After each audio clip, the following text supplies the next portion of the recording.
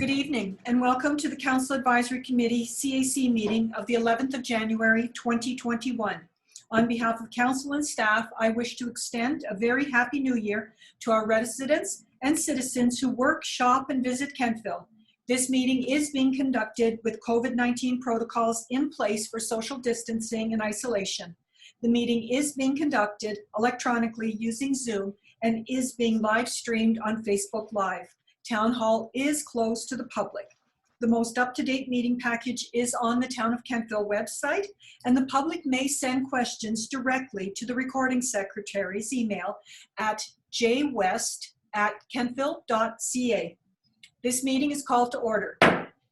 Have all of the councillors received and reviewed their meeting packages? Does any member of council have information pertaining to this meeting pertaining to a matter before this council which has not been publicly circulated? As the Council Advisory Committee, CAC, we vote as a committee to either send business forward to the council meeting for ratification, return to staff for further information or review, or defeat the recommendation. I will remind members of council that we should continue to be mindful of our decision-making wheel to make balanced and respectful decisions while adhering to our code of conduct. We will be voting by poll. Are there any conflicts of interest issues we should be aware of before this meeting commences? CEO Smith, could you please take the roll call? Thank you, Your Worship. And this evening we have all members of council present with one exception. Councillor Zebian has a family medical thing that he's dealing with that may allow him to join us subsequently, but right now he's not with us. And we have the directors present, and then of course our staff support, Jason and Jennifer, and of course our solicitor, Jeff Matard. Thank you, CAO. CAO, we have been provided with proposed agenda. Do you have anything to add to this agenda? No, Your Worship, but just so that council's not surprised, when we do the Catalyst Consulting Engineers rezoning application, we had a contact today with them, and they wish to speak to the staff report after staff have given it. So we'll have Andrew Amos and Jason White joining us briefly by Zoom to complete that. Thank you very much. So are there any additions or deletions to our current agenda? If not, could I have a motion to accept, please? So moved. Thank you, Deputy Mayor. And our second, Councillor Huntley. Thank you. All those in favor? Those opposed? The motion is carried. Thank you. Approval of the minutes. You have been provided with a copy of the December 14th, 2020 CAC minutes, and they have been distributed for approval. Are there any changes to these minutes? If not, they will be approved as distributed. If yes, the recording secretary will annotate the minutes in red, and the annotated minutes will be added to the electronic meeting file as approved. No changes. Moving on. Thank you very much. We have no presentations this evening, so we'll move directly into our department reports. So the directors have provided their reports for your review and are present if there are questions. CEO Smith, could you please introduce our department reports and recommendations? Thank you very much, Your Worship. And we're going to start off with the financial picture and have Deborah present her report. Deborah Kroll, please. Thank you, CAO Smith. It's great to see everybody in 2021. Fingers crossed it's a better year than last year as far as the pandemic goes. We're looking at a benchmark of 75% if everything was averaged evenly over the year related to the operating fund. At the end of December, the town's operating fund exceeds the average at 90.2% recorded. Some highlights in the revenue side. We're still waiting for the provincial grant in lieu to arrive. They indicated that that would be arriving sometime in the month of January, so I'm hopeful that that will come in before the next report in February. Regarding transfers from our reserves, these are completed for the year, so we will be doing no other transfers unless we are facing a deficit position at the end of the fiscal year. On the expenditure side of the ledger, we're just slightly over the benchmark at 76.6% expended. Some highlights under the expenditures relate to protection under the firefighting section. 100% of the operating and area rate funds have been paid to the Kentville Volunteer Fire Department, as well as 100% of the hydrant charge has been paid to the Kentville Water Commission.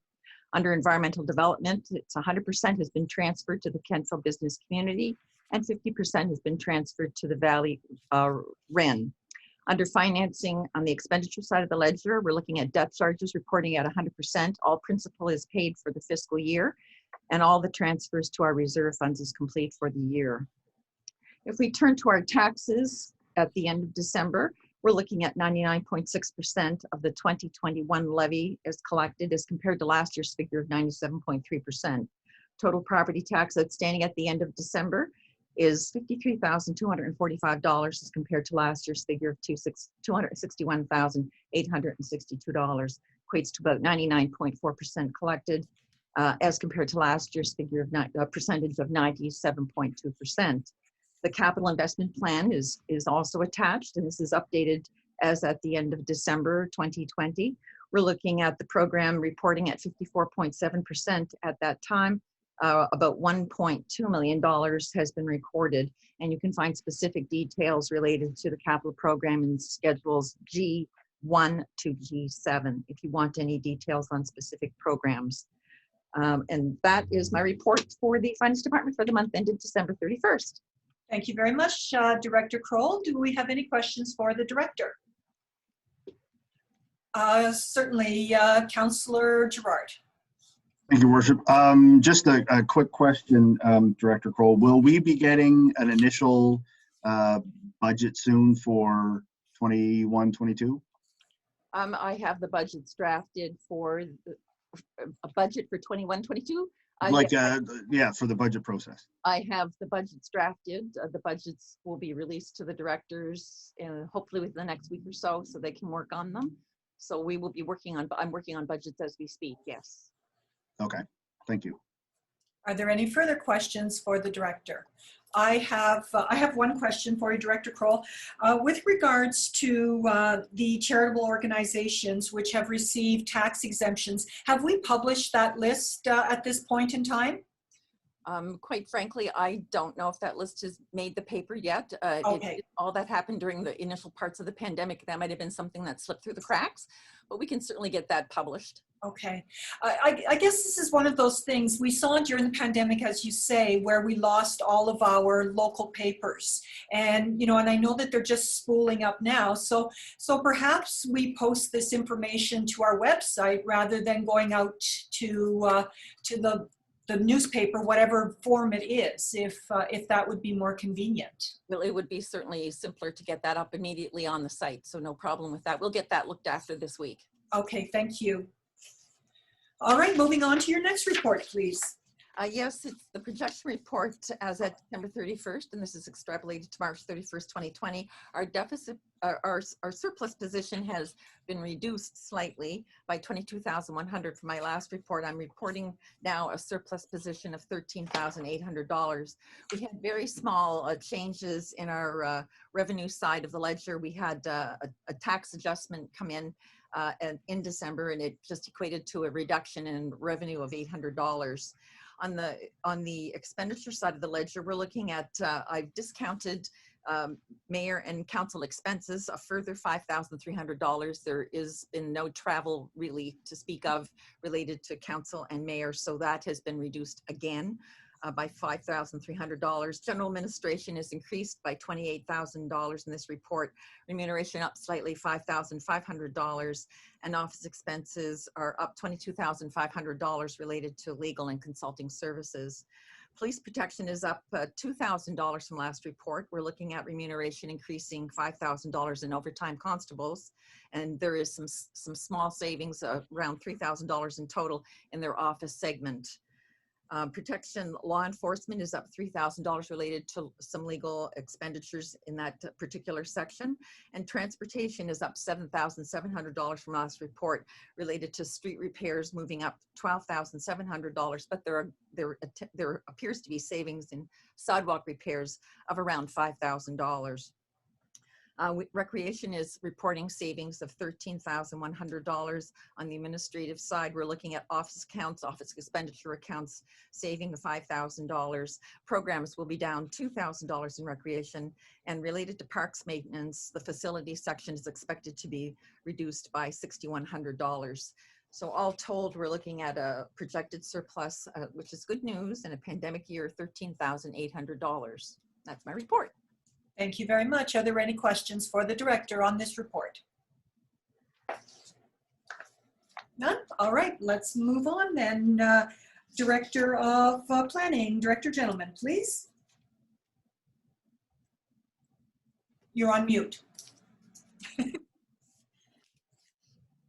Happy New Year, everybody. Thank you, Your Worship. And yes, for the year-end total for our building permits or development permits at the end of 2020, we issued 4 permits in December, which has brought that building valuation to just over $300,000. And this brings us to a final total of building activity within the town of Canfield of just over $21 million for the year 2020. That's up slightly from 2019, which was $19,165,000, just a little bit over that. So come December, January, February, development does tend to slow down. Obviously, we can't do a lot of construction work during those months. So it's just a few updates about current projects that are ongoing. Ryan's Park is still moving ahead. They're working on some of their subdivision plans for the development, but they're certainly very anxious to start their construction of the Ryan's Park aspect of the whole development in early spring. The Crystal's house is moving along very well. As is Miners Landing. They hope to have that 3rd building completed within the before spring, so that they can start getting more residents in the area and then move on to their 4th building. The Riverside Council did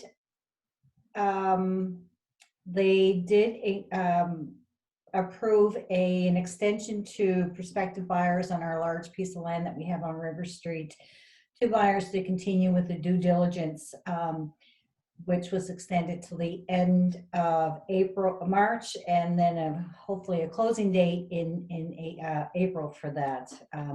It is a very complicated site because of the history of the site and some of the brownfield aspects of it. Stonemount Retirement or Catalyst, as you see in your agenda today, we'll be looking at a concurrent municipal planning strategy and land use bylaw amendment request later on this evening.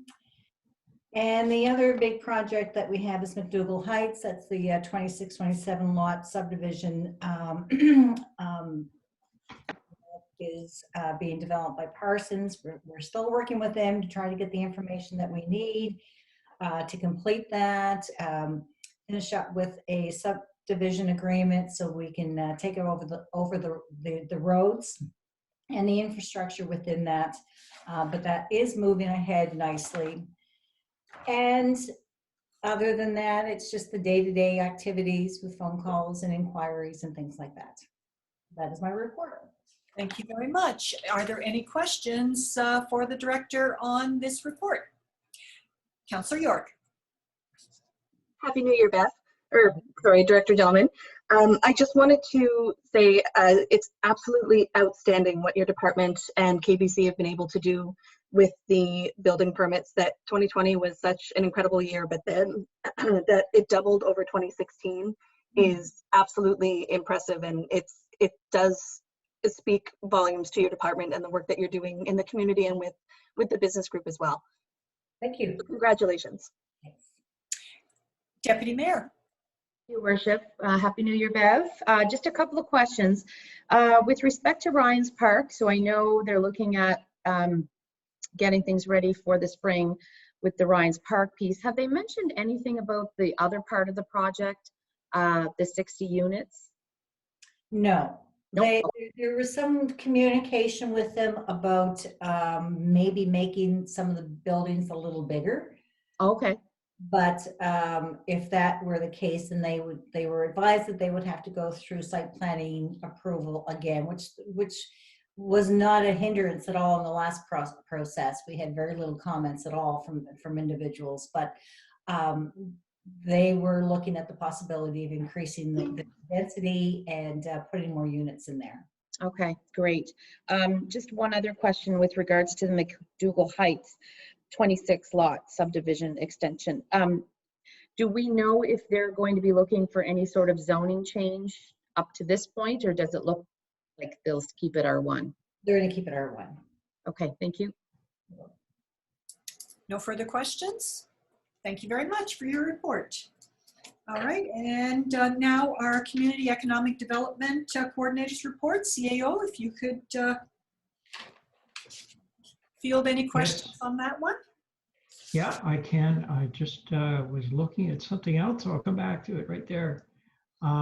The economic development activity, of course, is ongoing and keeping us fairly busy. You can see that Lindsay in particular is looking at the tourism season for the coming year. And partnering with that is what we do at Center Square. So those two things are coming together. The gateway signs I've seen comments on, so we know that those are in place. There's a fair bit of landscaping and other work to do in the spring when we're able to. The other things she's mentioned, the tree collection that we now have downstairs in our building for next year. And I think the rest of it, I'm just going to go through quickly. Mentoring Plus is one thing. Lindsay was working on the recruitment this week, doing interviews, helping the Mentoring Plus people to complete those interviews.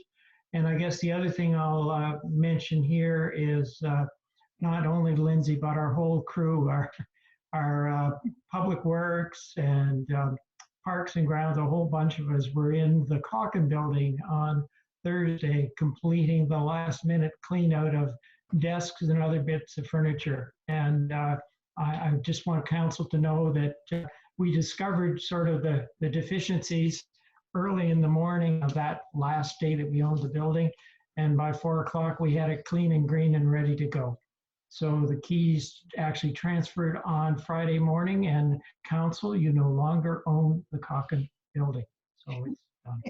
So that's kind of, I think, one of the highlights of the economic development report, even though it isn't there. But I think Lindsay and our real estate people did over 40 showings of that building before it was gone to a group of local developers who we'll hear more from soon, I hope.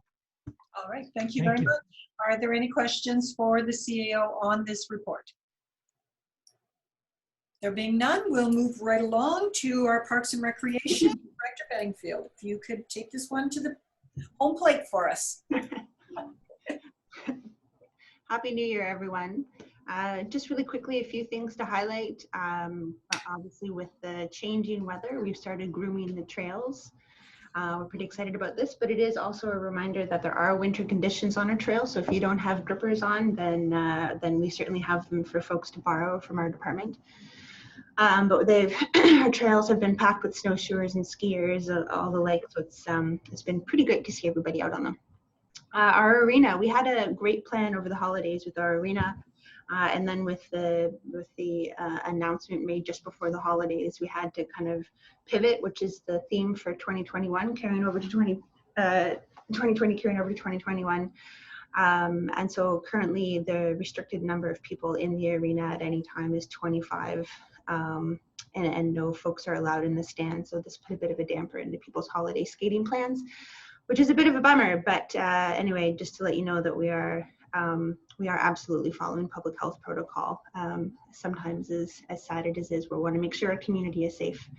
Under programs, we're working with KCA school to support not only the students, but also the teachers. So the students have our active living coordinator put up a scavenger hunt the last couple of days of school to help them out. But also our teachers have been using some of our pickleball paraphernalia and things to have their own pickleball adventure as a way to kind of come together. So we're excited to be able to support the school and support the teachers and support the students as much as possible.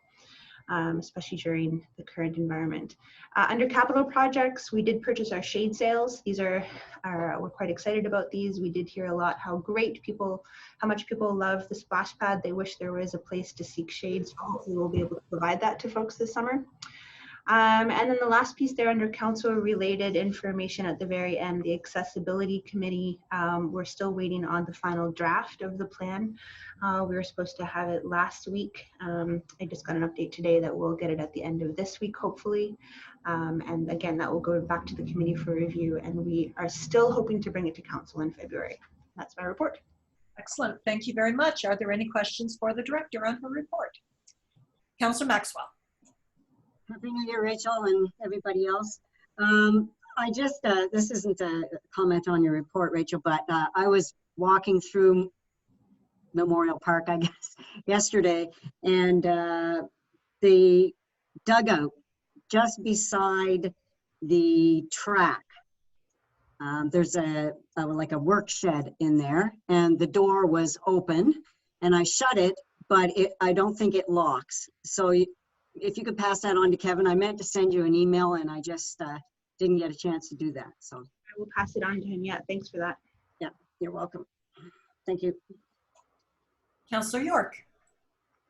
With the restrictions at the arena, Rachel, are we going to be monitoring the ice conditions at like the Frog Pond and the Duck Pond and Miners Marsh to accommodate some more skating? Yeah, that would have been super helpful over the holidays for us to be able to say, hey, we have 3 natural ice surfaces, but alas. Yeah, so what we have done, just because we don't have the staff to check the ice every day, right, that we make sure that the community knows how to check the ice themselves. So there's obviously the ice safety workshops, but we will be advertising Red Cross standards and things. I can tell you that they're not frozen enough yet. So we'll be checking every now and then, but we just don't have the capacity to do it daily. No, absolutely. Yeah, but yeah, hopefully sooner than later, knock on wood, then they freeze, and that changes a lot of stuff. Yeah. Perfect. Thanks. Director Bedingfield, could you amplify the comment you just made about using Red Cross standards for ice? Because we often have that people think the ice is good enough for them to skate on, but the town of Kentville has not said you can go skate. So if you could just amplify what standards we use before telling people they can skate on frozen bodies of water. Frozen ponds. Well, we're pretty lucky that our ponds here, especially so the marsh and Oakdean are probably the first 2 to freeze because they're not actually that deep. But Red Cross standards, I believe, someone's going to comment and correct me, I'm sure, but I believe there's 6 to 8 inches of thickness before it's safe for you to go on. You can go on the website or just Google ice safety standards, but we'll make sure that that information gets out there sooner. But the way that you check is to go to the edge and actually have a measuring device. Often people will get a stick and they'll put a mark on it, and you can kind of tap it through, and then you'll see. Yeah. So that's the way that we do it, and that's the way that we promote it. But it's, you know, being able to skate on a natural piece of ice there's just nothing like it. So when it is cold enough and the ice is hard enough, I encourage everyone to give it a go. All right, thank you very much. If there's no further questions, we'll move on to the Chief of Police. Chief? Hello, everyone. It's always good news when I tell you that I don't have a lot to report. So I'll go through, I guess, the stats. Our auxiliary officer hours were up, almost doubled. Vehicle checks were up by about 30. Warning tickets were up. Thought tickets were up, and block time was up. Criminal code charges stayed the same, and calls for service were within 5. So we were down 5. So a pretty good month overall. Meetings for myself, there's not many meetings that happen in December, thankfully, so we got a little break. And on the staffing side of it, I can tell you now that we have a new hire who will be arriving in the province next week from BC. And he will then isolate for 2 weeks and be starting with us the first week of February. So I won't give you his name yet. I'll let you know once he's here. And our second piece of news from staffing is one of our auxiliary officers, Brady, has been accepted and left for the Atlantic Police Academy this morning. So that's great news for Brady. I think he's going to make a great officer. And hopefully we'll be able to bring him back to Kempo when he's all finished. On the call for service, just to go through, I guess, some of them. So traffic-related offenses were down a little bit. We do try to have the Christmas spirit in December a little bit. Property crime was also down, and what we did see in property crime were just thefts and frauds. So nothing major, kind of normal, as much as I hate to say that. And crimes against persons were also down, and those were assaults and threats. So again, nothing major occurred in the month of December. The one thing that was up were provincial statutes, and that was up a fair amount, and that tends to be things like our mental health calls, our liquor offenses, our Protection of Private Property Act. So, but overall, most things were down. On the parking officer, the bylaw officer's report, again, we try to have the Christmas spirit and encourage people to come to town and shop. So you will see that he had 0 charges for the month of December, and his warning tickets were actually down by over 80. So he still had a fair number of warnings at 114, but down considerably from the 180 the month before. And the good news is he tells me, and he can't find a smoker. He's trying to find a smoker within the town, and he has not been able to find one. So I think the message is actually getting out there. And at least when they know he's around, they're not smoking on our streets. So good news on that side. And also, I think, a testament to Harlan's enforcement. And that's all I have. Excellent. Thank you very much. Are there any questions for the chief? Certainly, Councillor Gerard. Thank you, Your Worship. Just a quick question, Chief. The charges that Harlan has laid for the smoking around town, what's the status of those? Have those fines been paid? Have those people fought it and gone to court, or? I actually don't know the answer to that. My guess is they take them to court and then go for the reduced penalty. But I'll check. I'll send you an email tomorrow. I'll ask Harlan. Okay, thank you. Are there any further questions for the chief? There being none, we'll move on to Engineering and Public Works with Director Bell, please. Thank you, Your Worship. Good evening, Council. I guess I'll start with an update on the renovations to Recreation and Finance Reception. Security and COVID improvements or renovations for the departments are nearly complete. A few pieces of tempered glass for the desks have yet to arrive, and Valley Alarms will soon complete. The access card system replacing the need for keys to access main exterior doors and the limited access interior doors in Town Hall. Under the Kentville Water Commission, Nova Scotia Environment has approved our 2021 water sampling plan, which includes our regular quarterly sampling and the biannual sampling of all wells and reservoirs. And we had a minor water main break was detected on December 24th on Mee Road, and it was repaired on the 27th. It was a minor break, and it could wait until after Christmas. Under sanitary sewer utility, everything's operating normally with no events to report. Applications for the downtown maintenance position, which is a QP position under Public Works, has closed. We have shortlisted from the over 60 applicants, and we'll be interviewing very soon to fill that position. Winter works, December 2020 only saw, I guess, one significant snowstorm with a few other days that required ice control. It's too early to declare an open winter yet, but we are hopeful. That is my fairly short report for the month of December. And any questions? All right. Are there any questions on this report? Councillor Maxwell. Thank you. Thank you, Dave. I'm just wondering, I've been doing a lot of walking lately, and I'm wondering if we have a problem with our sidewalk plow. We seem to have an awful lot of destruction on the sides of the sidewalks, and in particular down by the bridge. All those new sods are just a mess, and I've had several residents talk to me about it, and just wondering what's going on there, because I haven't seen this much damage before. No, it is unfortunate. The plow is essentially, clears a 5-foot wide swath, and that's what what's been poured there, and in most other single width sidewalks, they're only 5 feet. And of course, we've had some snow with the ground unfrozen, and that's always seems to be when the damage happens, these first few snowstorms, when the sods are perhaps a little high, higher than the than the concrete, and soft, not frozen. But I am aware as well, Councillor Maxwell, that yeah, it's been some damage. I don't know that it's any more than other years, but it's certainly evident in those new areas for sure. But I'll talk to the guys and see.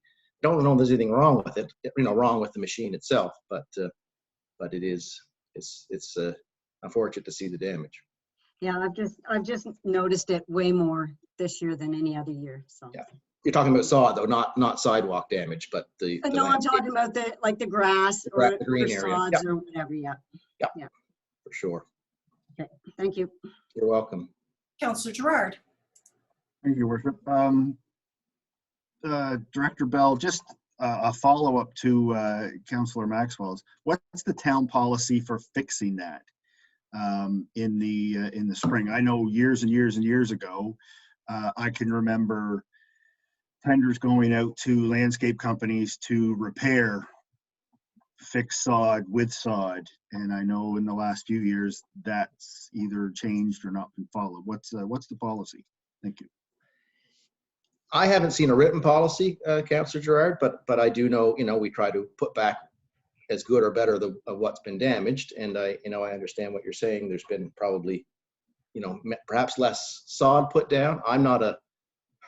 It's a hard thing. The sod in grass strips, we find unless it's maintained by, in most cases, the private homeowners, the sod doesn't always last. I guess better than I how it is, but I will check on the policy and see if there is one, because I'm not aware of how that's reinstated. This time of year we've had certainly lots of calls from residents where there has been some lawn damage, not necessarily the grass strip, but on the sort of the homeowner's side of the sidewalk, or which is still our property in the right of way, whether it be 50-foot or 60-foot right of way. But certainly those damages are repaired come spring. That's certainly whether it's a policy, it's certainly our standard to do so. Thank you. Yep, you're welcome. There are no further questions for you, so thank you very much. And you have another report for us. Did you want to speak to the various issues that have come up at other meetings, or? It was more or less. CAO Smith asked me to write down some thoughts on some of the correspondence that we've had from other from citizens over the last 2 months, and I guess from speaking to Brian, he just said write it and see if there's any questions about what some of the answers that I've come back with, Mayor Snow. But okay. If there are any questions, by all means, I'm happy to field them. Does not appear so. Thank you very much. You're welcome. Thank you. All right, and now we're moving on to administration and the communications report. CAO, if you could take that one, please. Thank you, Your Worship. I may spend more time on the communications report, since we just discovered in the last few minutes I didn't actually submit my CAO's report, which I apologize for. I'll give a verbal report. But just going to the communications, it's relatively brief because of the holiday season that preceded. But basically, there's information there about analyzing the activity on our website, the activity on Facebook and Instagram, and all three of those pieces of social media, plus the other ones we use, are working well. So that's the communications part. Any questions? Are there any questions for the CAO on this matter? CAO, I do have one comment with regards to the increased interest in our shopping page and probably our downtown eatery page as well. There's a big push on right now from the Valley Wren with regards to ACT and be local. So so we're seeing that, and you know, if you had to look over over the holidays, the number of Facebook pages where people are supporting local and that sort of thing, it's very important, and the importance of keeping our pages up to date, so that when people are going there, that the addresses for businesses and actually existing businesses in downtown are on those pages. So perhaps we could do a quick check to make sure that they are up to date with what is actually in downtown Kentville right now. Would be prudent. Okay, yep. I right. have a note of that here. And I guess I also want to add, because I saw it today, I think on Facebook, the Kentville Business Group are also doing their Facebook, and they were talking about the facade program that we're involved with and showing some good examples of activities through that program. So they kind of echo and partner very well with what we're doing as well. Exactly. So, okay, I'll tell you a little bit of what the CAO has been doing. You know most of it, working my way out of a job. And certainly an important part of what I'm doing now is orientation with Dan, even though he's not here. And his council, as far as they know, he's working very hard on the wind-up things, finding somebody to fill in, and recruitment and their budgeting process before he leaves the end of January. And he will be here for our next council meeting. In fact, I'm going to ask you to swear him in the next council meeting, and I'll be kind of that gray shaded figure in the background. I'll probably be preparing the reports as the CAO with my directors and staff. But other than that, I hope to have Dan in the chair. So that's keeping me quite busy. The other thing that seems to be peaking right now is the intermunicipal work, and you'll see an example of that later on this agenda. But a lot going on, and one thing that you may find coincidental, I had a call from Louis Catino, who many of you know, either through his work life when he was CAO in Windsor, or in his post-work life as the one of the owners of the Avondale Sky winery. And Louis is stepping in as interim CAO in Annapolis County, and that's really important for us to be able to build some bridges with Annapolis County. So he called, and we had quite a long chat on the weekend, and we're sharing some of your staffing stuff on the CAO recruitment, so we can get him started down there. So if you see some of the wording that looks familiar in that posting, that's why we're sharing and cooperating. And Mayor Snow said that was okay, and I've sent it off to him on the weekend. The other thing that has kept me busy is just this meeting. You're going to get really tired of seeing me and hearing me. But there were a lot of reports that we're trying to get out of the way, things that I've been working on. The Historical Society agreement as an example. And rather than wait for Dan when he comes in to get up to speed, I've completed the report recommendation. So that's there. And then the last thing with SAC, we're working on really getting started after the Christmas break. But one of the important things is just how are we going to open this building when we finally have the glass, the key fobs and everything in place, and what that's going to look like. And I'll be honest with you, a lot of you know when you go into restaurants now, there's an indoor and an outdoor. In our town hall, you can't kind of do that. Everybody, if they have a mobility issue at all, or if they're parking in the back, they're coming up that ramp, and the ramp itself is not really very wide when you think about it. So we're trying to think of what restrictions we need in addition to the really safe entry procedure that we're going to have now, once all the pieces are in place. So I'm working with staff on that, and I know the council would like us also to work on access to council chambers. That, as I've explained, and for the community listening, is challenging just because of the spacing we have within the chamber. And we have really good sound and use of presentations and stuff on Zoom. We have really good sound and use of presentations and stuff in chambers. We don't if we go to some other place. But when Dan Trope comes, he's used to having their council meetings in the DeCoste Center, which is a 400-person theater that they have access to.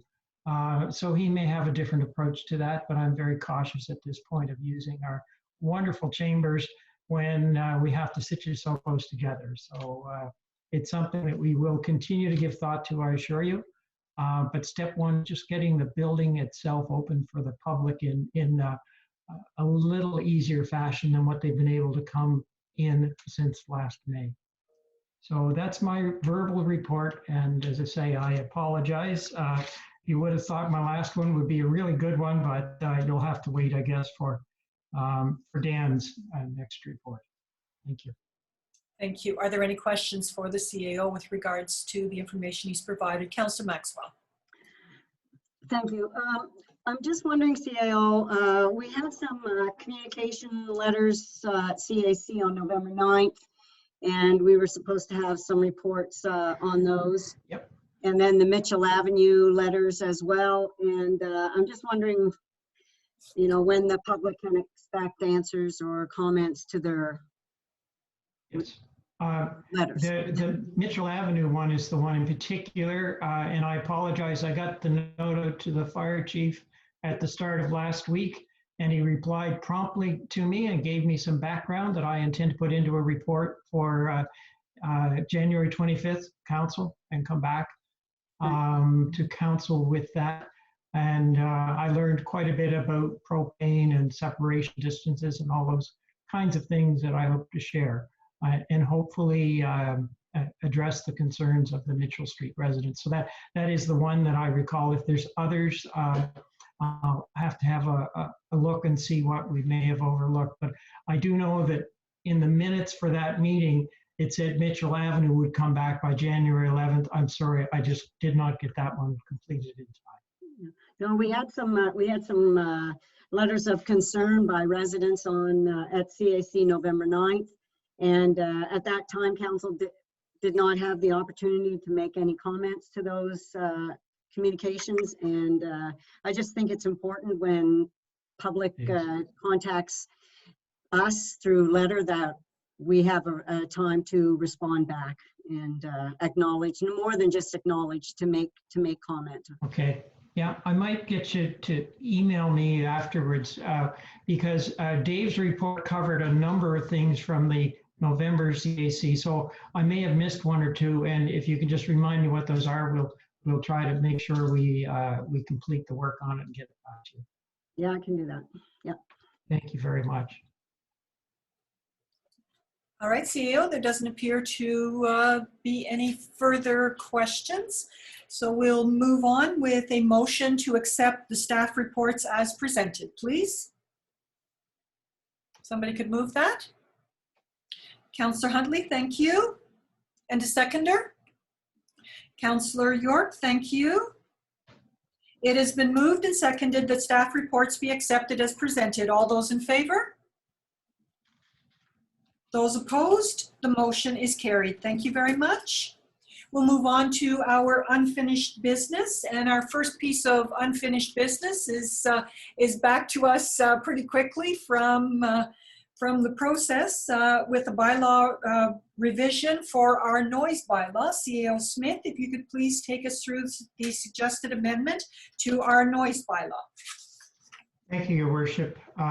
This is a good example of one of those pieces that I could have left probably, but we've already observed something that we think should be tweaked in the noise bylaw. There's nothing wrong with the bulk of it, but there is an appeal process, and it's quite a thorough, quite a complete appeal process. It was in the model that we borrowed when we wrote this up, but we found in application it's difficult to respond to. I think it would work well if there was a scheduled event of some kind that created noise and you could have an appeal not to do that. But in recent history, we had a construction issue dealing with pouring of cement. And unfortunately, as we got close to that go, no-go date in December, when things get too cold for cement, we got into an issue where we had to approve some activity at night. It was challenging, and we just found that the appeal process would complicate and delay things probably more than what council was concentrating on. Noise bylaws typically are enforced almost as a matter of practice and common sense, and it's the stick that you use if everything else doesn't work. But most of the towns that we've talked to don't even have the decibel meter.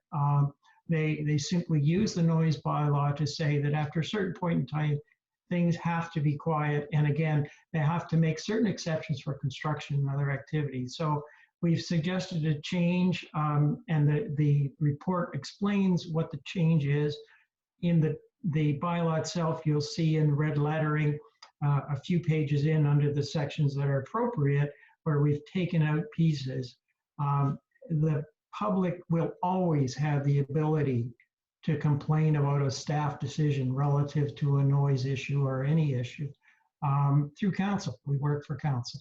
And as you see tonight, we have correspondence. Tonight, the correspondence is very complimentary, but we have people who can complain and question what we're doing. So that remedy still exists, but for some of this action or activity, I should say, in the town, and in a town that is growing and has development and has industrial or construction activity, we just feel that the process that's there is a layer beyond what we need to efficiently manage the bylaw. So that's the quick overview. Thank you, CAO. So we do have a recommendation coming from this report.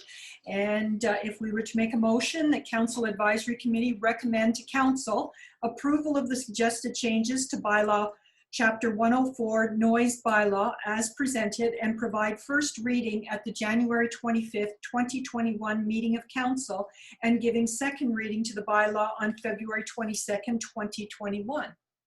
So moved. Thank you. I'll second. My seconder? Yes, thank you. My firster, my mover, sorry.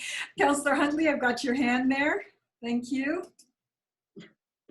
It has been moved and seconded that Council Advisory Committee recommend to Council approval of the suggested changes to bylaw Chapter 104 Noise Bylaw as presented, and provide first reading at the January 25th, 2021 meeting of Council, giving second reading to the bylaw on February 22nd, 2021. Is there any discussion on this matter? Are you ready for the question? The question is that Council Advisory Committee recommend to Council approval of the suggested changes to bylaw Chapter 104 Noise Bylaw as presented, and provide first reading at the January 25th, 2021 meeting of Council, giving second reading to the bylaw on February 22nd, 2021. Deputy Mayor, how say you? Yes. Councillor Gerard? Yes. Councillor Huntley? Yes. Thank you. Councillor Maxwell? Yes. Councillor York? Yes. And I say yes. The motion is carried. Thank you. CAO, we're moving on to our next business arising, and it's a policy revision with regards to the G39 Council and Staff Long Service Awards policy. And I guess before you you go into it, I'd like just to note that the Nova Scotia Federation of Municipalities, the NSFM, recognizes and awards the service of elected officials in Nova Scotia. In an effort to modernize and update our Town of Kentville policy, it is recommended that policy G39 should apply only to staff for long service awards. CAO, did you want to add anything to that? Oh, I think that's the main thing. This is a bit of a housekeeping item. It's one thing that we've observed is different with Kentville than it is in the other municipalities. And I think many of you would recall, we did a plaque just at the last meeting for Councillor Boland from the Nova Scotia Federation of Municipalities. So that process appears. It's not that council members aren't important. It is more just to separate the staff service award policy, which is a common thing, from something that seems to be a little bit of an exception.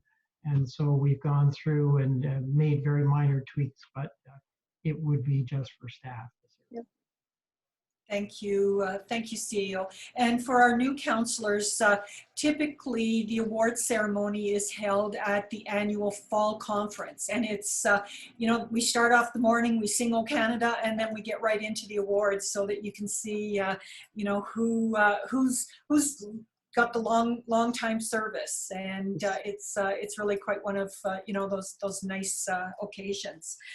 So if we take the recommendation that we've been provided and turn it into a motion, it would read: Council Advisory Committee recommend to Council the approval of the suggested amendments to Policy G39, Council and Staff Long Service Awards at the January 25th, 2021 meeting of Council. If I could have that move, please. Councillor Maxwell, thank you. And a seconder, Councillor Huntley, thank you.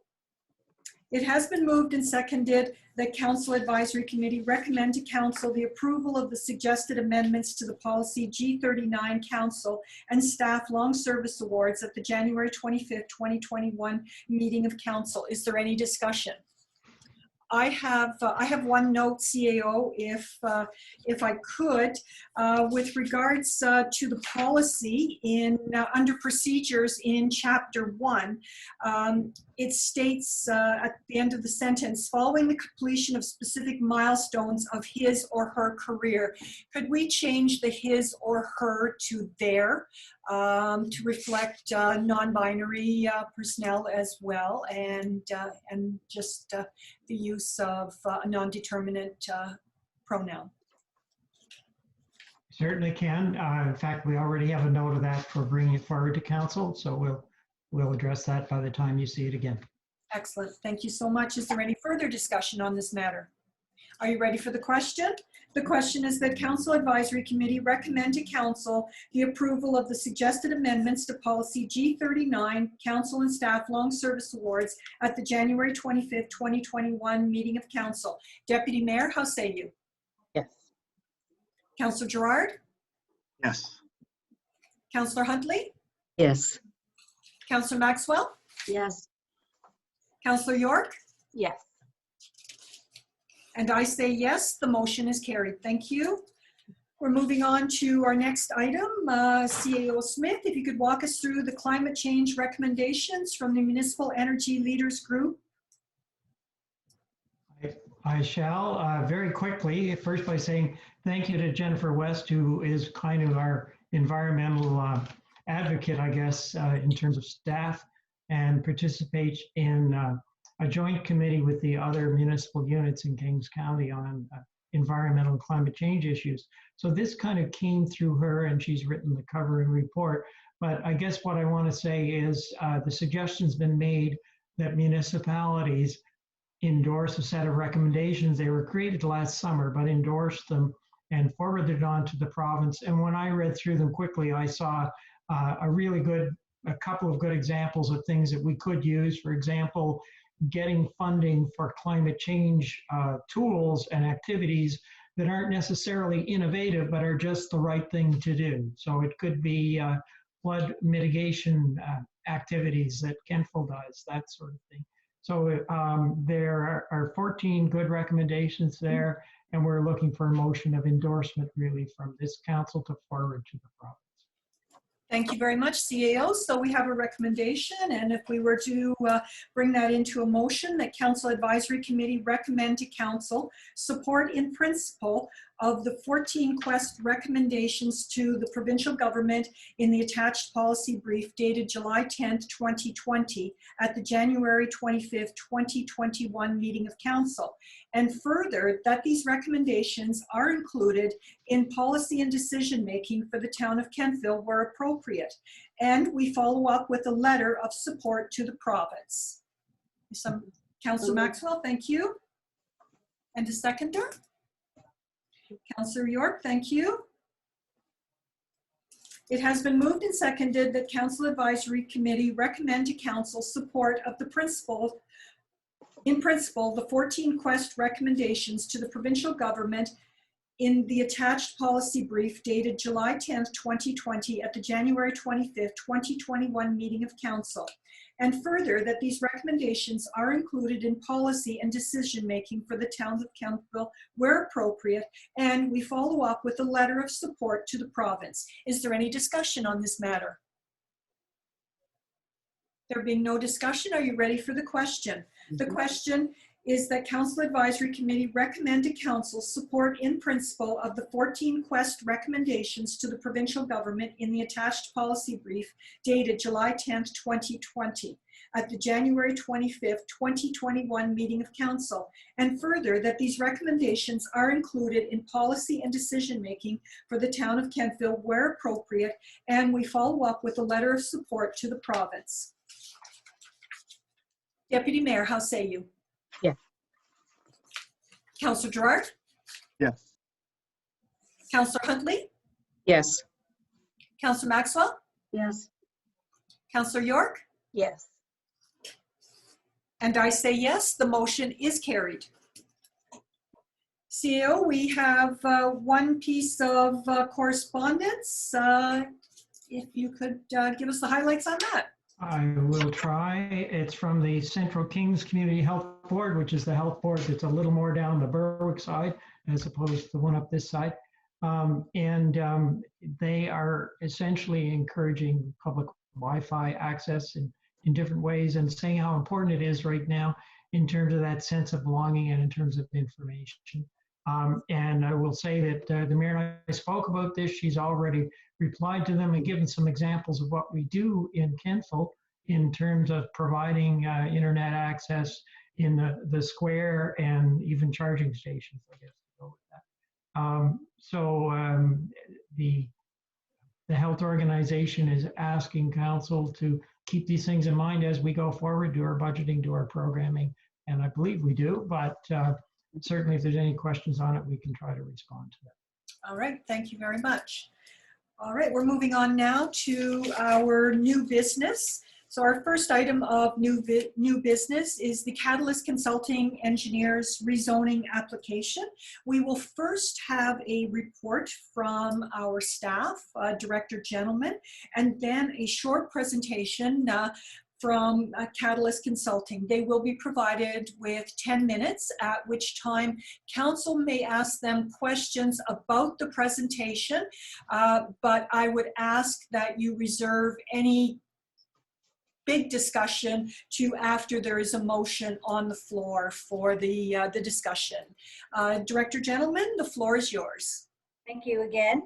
For the benefit of those in Facebook land, what I'd like to do is just share my screen and have the report up. And it's just easier for me to see and just to make sure that all the information is portrayed. I'll just read it from beginning to end. It's really not that long, if that is okay with your worship. Thank you. Okay. So can everybody see this? No, we're still, you haven't started sharing screen yet. Okay, so how do I do that? Share screen. And you should probably, there we go. That work? Perfect. Okay. Yep. Thank you. Okay, this is a application requested for a concurrent municipal planning strategy and land use bylaw amendment to change the future land use designation. There we go.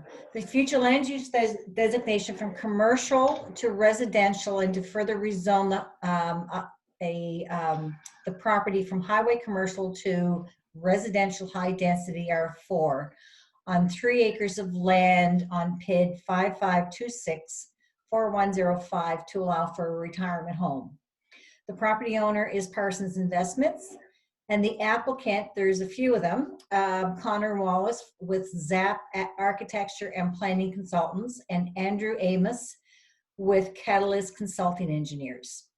The property is located on the southwest corner of Park Street and Shiloh Drive,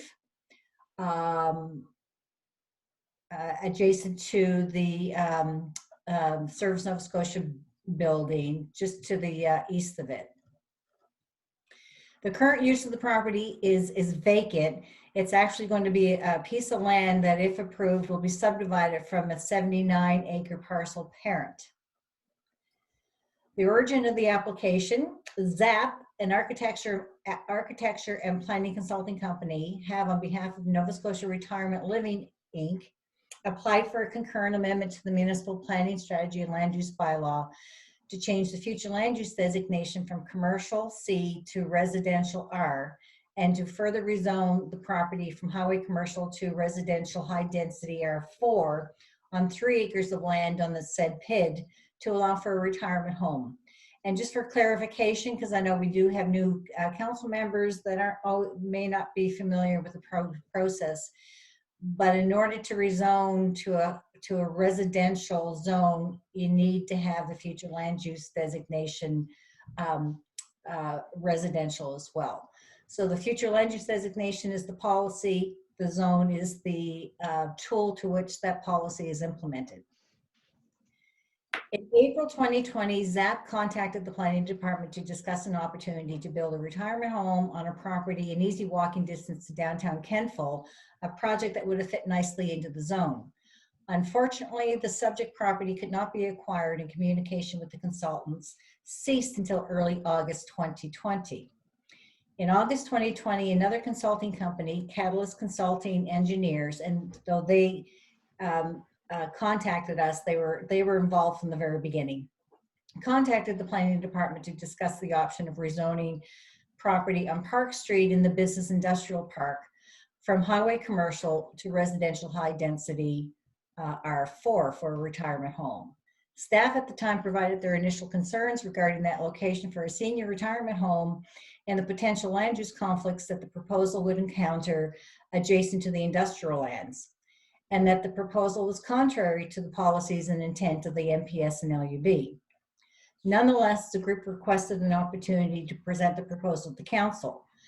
Council, upon receipt of the letter of request, invited them to their September 14th, 2020 Zoom CAC meeting, and the letter is attached in this report. This presentation can also be reviewed on the town's website and Facebook page.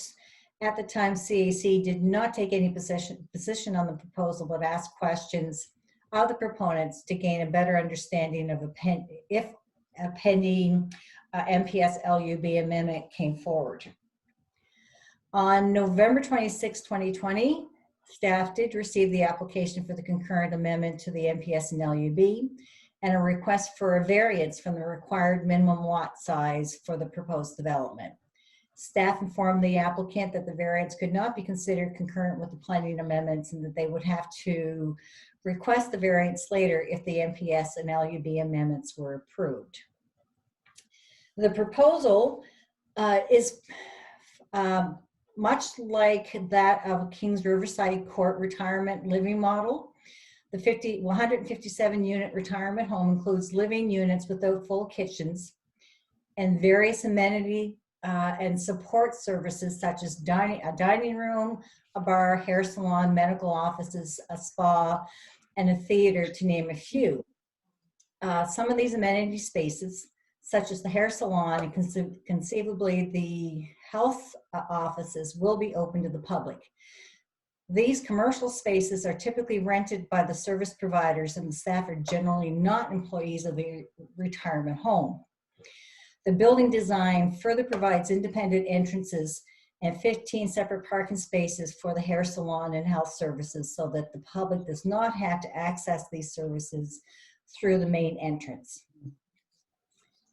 The property, as mentioned earlier, is located on the corner of Park Street and Charlotte Drive with a highway commercial zone to the northwest east of the property and an industrial zone to the south. As stated earlier, the application is to amend the municipal planning strategy future land use map to change the designation from commercial to residential in order for the rezoning from a highway commercial zone to the high density residential zone. There are 4 concerns with this proposal. 1, the requested zone is inconsistent with the municipal planning strategy. The current zone on the property is highway commercial. The highway commercial zone has been applied to properties on major transportation routes that serve the traveling public by automobile for large-scale land-intensive uses such as hotels, car dealerships, or moving and storage depots. Those are just examples of those types of uses that would be permitted within the highway commercial zone. Section 7.2.2.2 of the Municipal Planning Strategy states, in part, the highway commercial C2 zone will be applied to existing highway commercial uses outside of the downtown, which are located on arterial roads, including sections of Park Street and Belcher Street. Due to the high traffic commercial character of these areas, the quality of the environment is not conducive to residential living. As a result, a residential development in any form will not be permitted in this zone. This intention of limiting residential uses within the highway commercial zone is further reinforced by policy C8 of the MPS, which states it shall be the intention of council to include in the land use bylaw a highway commercial zone as shown on the zoning map. And I can show that to you in a moment.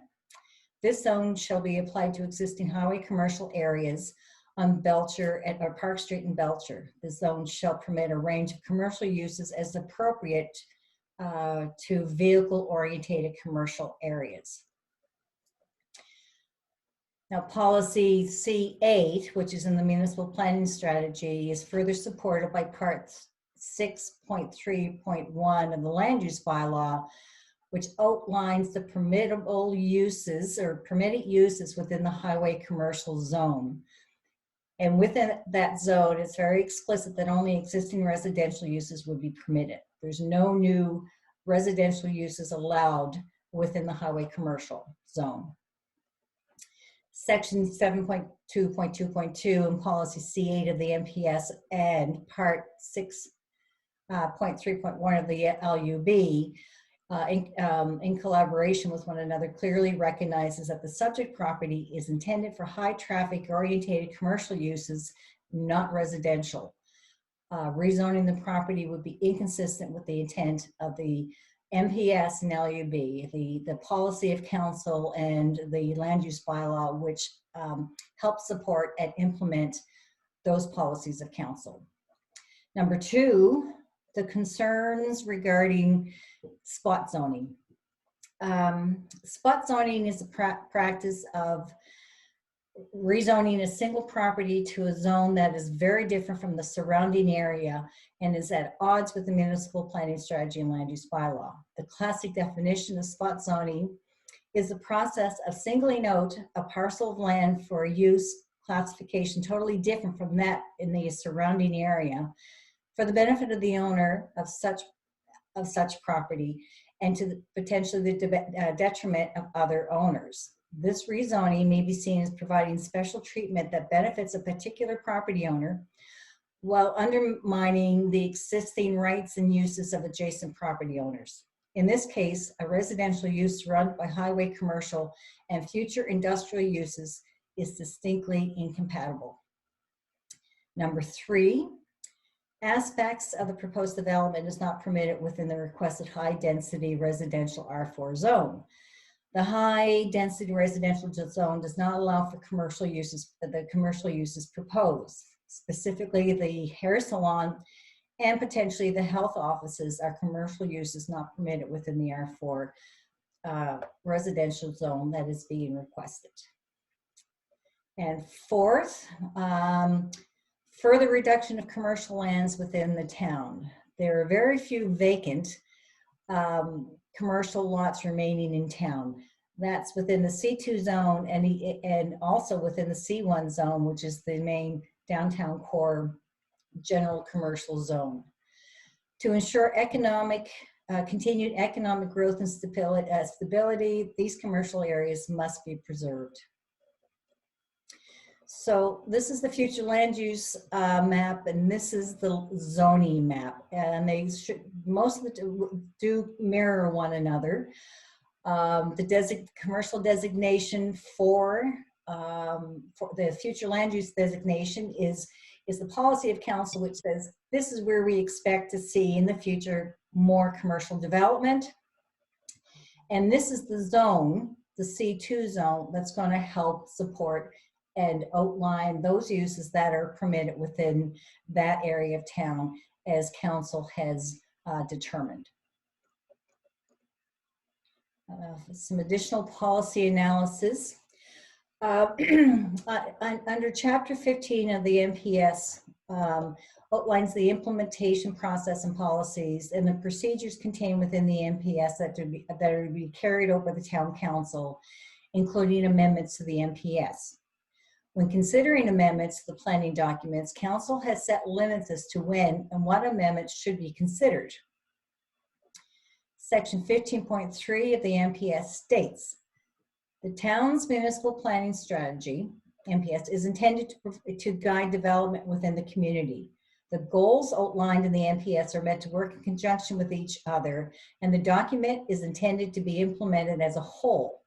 To ensure the integrity and intent of the MPS, that the integrity and the intent of the MPS are maintained, council shall only consider amending the plan when it can be demonstrated to council satisfaction that the current planning policies need to be reevaluated. However, there is policy that does acknowledge that there are certain circumstances that may require council to consider amendments at any particular time. And they are, these circumstances and concerns are as follows. Council may consider amendments to the municipal planning strategy when an adjustment is necessary due to changing circumstances. And my response to that would be changing demographics and the need for additional housing, senior housing is widely accepted. However, amending the strategy to spot zone land for additional housing is not a recommended practice. Another consideration for council, that a situation where council may want to consider changing their policy is when additional information is identified or studies have been undertaken which identify the need for change that should be incorporated into the strategy, excuse me, or which recommend an amendment to the strategy. This particular application is not applicable.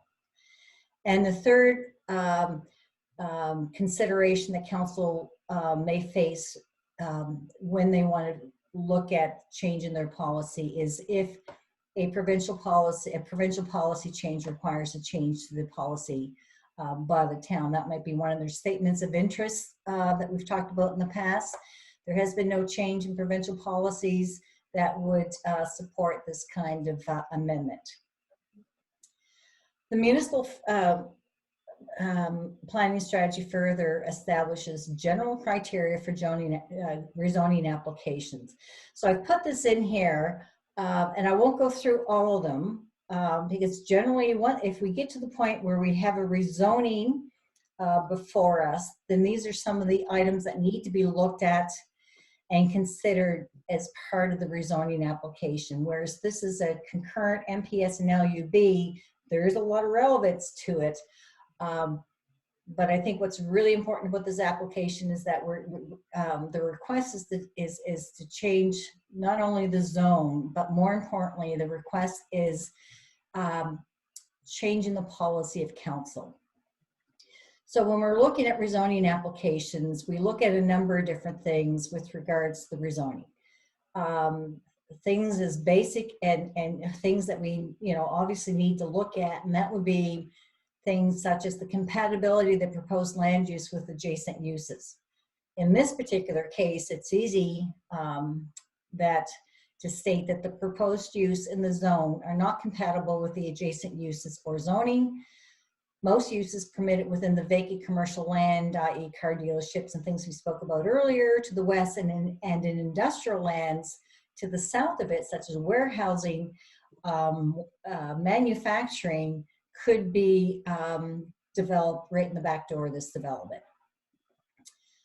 And so there's a list of them, and I think you probably had the opportunity to go through them.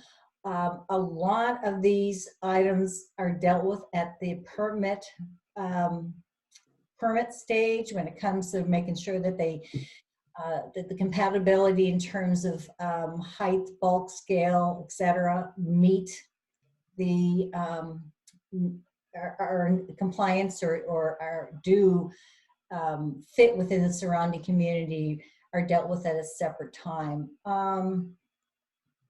Just a couple of other things that, yeah, issues relating to sewer services and water services and waste management services. Until we actually have an actual application with a definitive type of development, it's really hard to make those kinds of analysis based on these kinds of things. But it's just in there to give you just a little bit of additional information and things that we would be looking at later on down the road if we proceed with this application.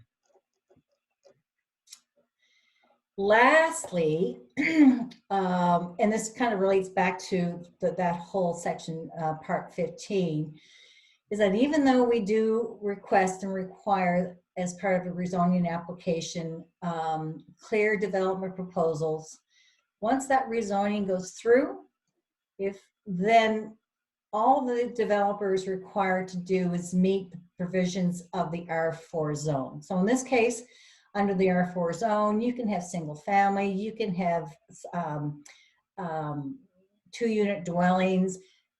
They would not be required to build what they've provided within their application in terms of a large 157-unit seniors retirement home.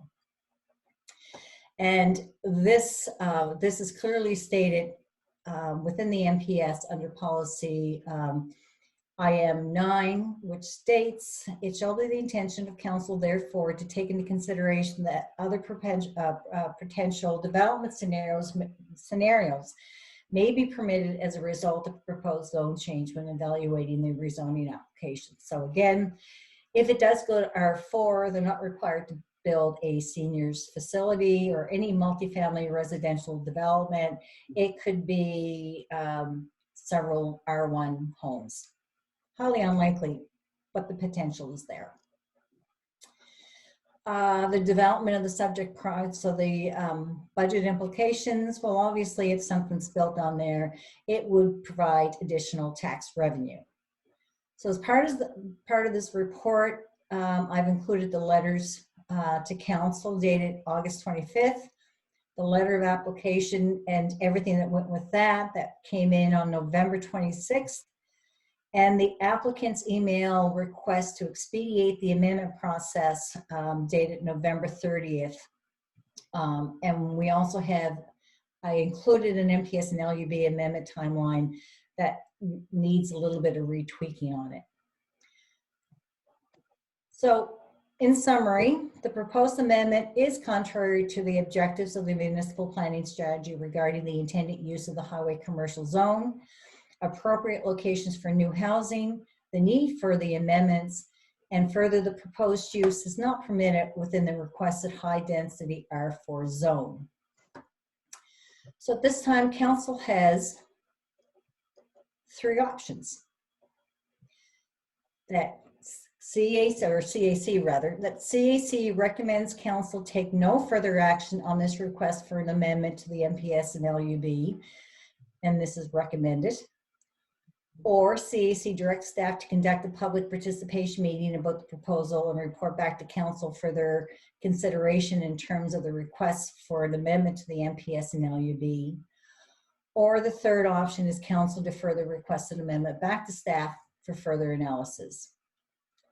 However, it is the recommendation of staff that CAC recommend council deny the requested concurrent amendment to change the future land use designation from commercial C to residential R and rezone from highway commercial to residential high density R4 on 3 acres of land on PID 55264105 to allow for a retirement home.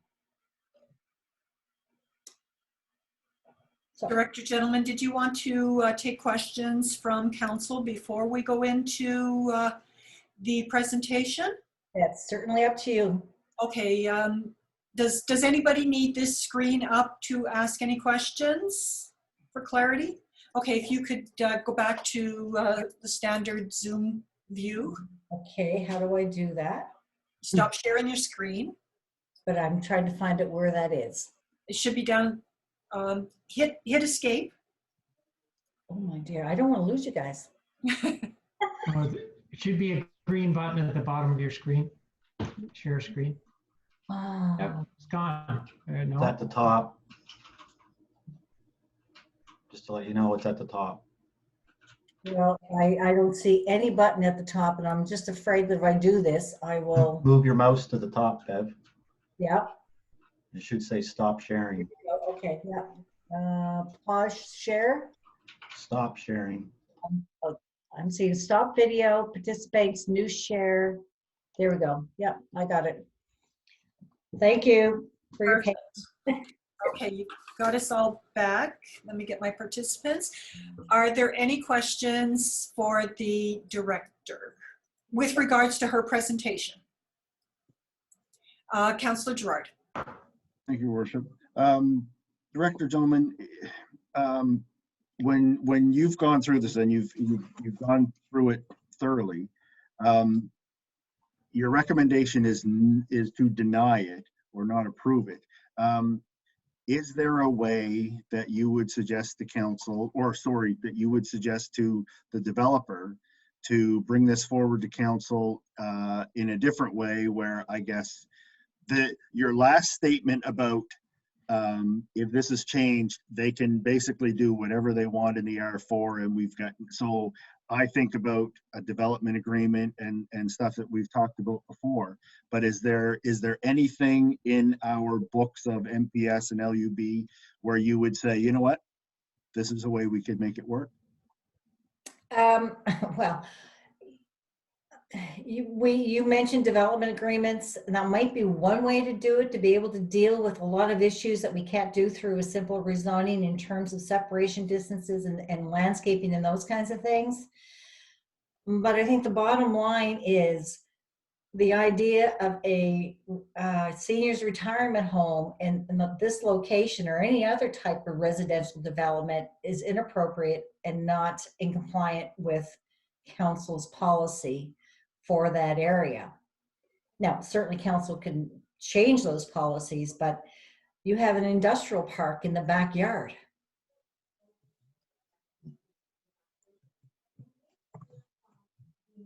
Okay, thank you. Deputy Mayor. Thank you, Worship. Thanks, Beverly. So I guess sort of the way I'm looking at it, I guess in 2020, if I've learned anything, it's sort of how you pivot. And so I'm looking, and not to say that, you know, you take the attitude that anything would go in this particular zoning and the zoning changes that need to happen in order. But I look at that piece of land that Parsons has had there. I'm not exactly sure how long it's been shovel ready, but I'm thinking it's somewhere in the 8 to 10 year, or do you know? That sounds about right. Yeah. And so the other thing that I come back to too is that our MPS and our LUB is a working document, is a document that we can massage and change if it makes sense to do that. I then look at it as a 157 unit building and sort of the revenue that it would generate for the town. Now that said, it would be residential. It wouldn't be commercial tax revenue, so that's different. This is a really difficult one because it sounds like it's a great development, and I'm sure that you've spoken to them about other pieces of property around Kentville that it would have been a better fit. And I guess the other question I had is more around, have we done this before? Have we made a change like this dramatic or this drastic before to that document? No. But again, we haven't had an application like this before. Mm. But I would just, I know it's a little drastic, it's a little different, but think about the possibility on the reverse side. Hmm. An industrial or business use within the middle of a residential designation. Mm-hmm, mm-hmm. Okay. Yeah, that's all I have for now, Your Worship, and Beverly, thank you. Thank you. Councillor Maxwell. Oh, thank you. So Beverly, I'm correct in thinking that this is just a parcel of land within a bigger parcel. And we're only thinking about rezoning a portion of it. So right beside them could go a trucking company that would be running trucks in and out of there all hours of the day and night. And then we could run into problems with noise bylaws and things like that, right? Correct. Which is the problem that you're trying to outline Exactly. here, right? And we could make more problems down the road by doing that. If they were asking for the whole great big piece to be R4, then maybe, but they're only asking for a parcel within a parcel. Correct. And Charlotte Drive, they thought that Charlotte Drive would be one of the entrance points into the development, which is the back parking lot to the main residence. As also they also have a separate parking area designated for the commercial uses. Right. Charlotte Drive will at some point be a road that will go all the ways up to the connector road. So they're going to have a lot of heavy traffic at some point on it. Not 5 years down the road, but at some point there will be. So when you're looking at these things, you have to look at the long-term impact it's going to have. Yeah, that's what I'm looking at. I'm wondering, has that been explained to the developers, that beside them could be, a major trucking company or construction company going all hours of the night? How does that fit with a retirement living situation? Yeah, my question as well. And that's been explained to them, right? We CAO Smith and I had a conversation with them in November, I think it was, a Zoom meeting with them, just outlining some of our concerns, and they were wanting to know what the timeline could potentially be on this application.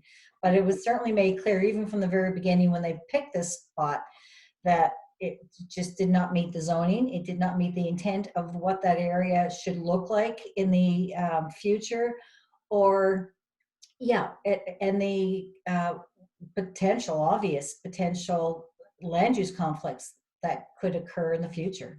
I'm baffled why somebody who wants to build a retirement center would be willing to put it beside a trucking company or a major, construction, let's say even a cement building, cement making place, which, it's all kinds of noise, which could go in there.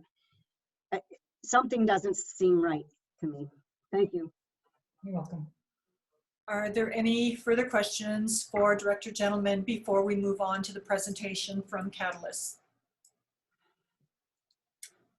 No? All right, Jason, if you could connect the Catalyst folks, we'll start with their presentation.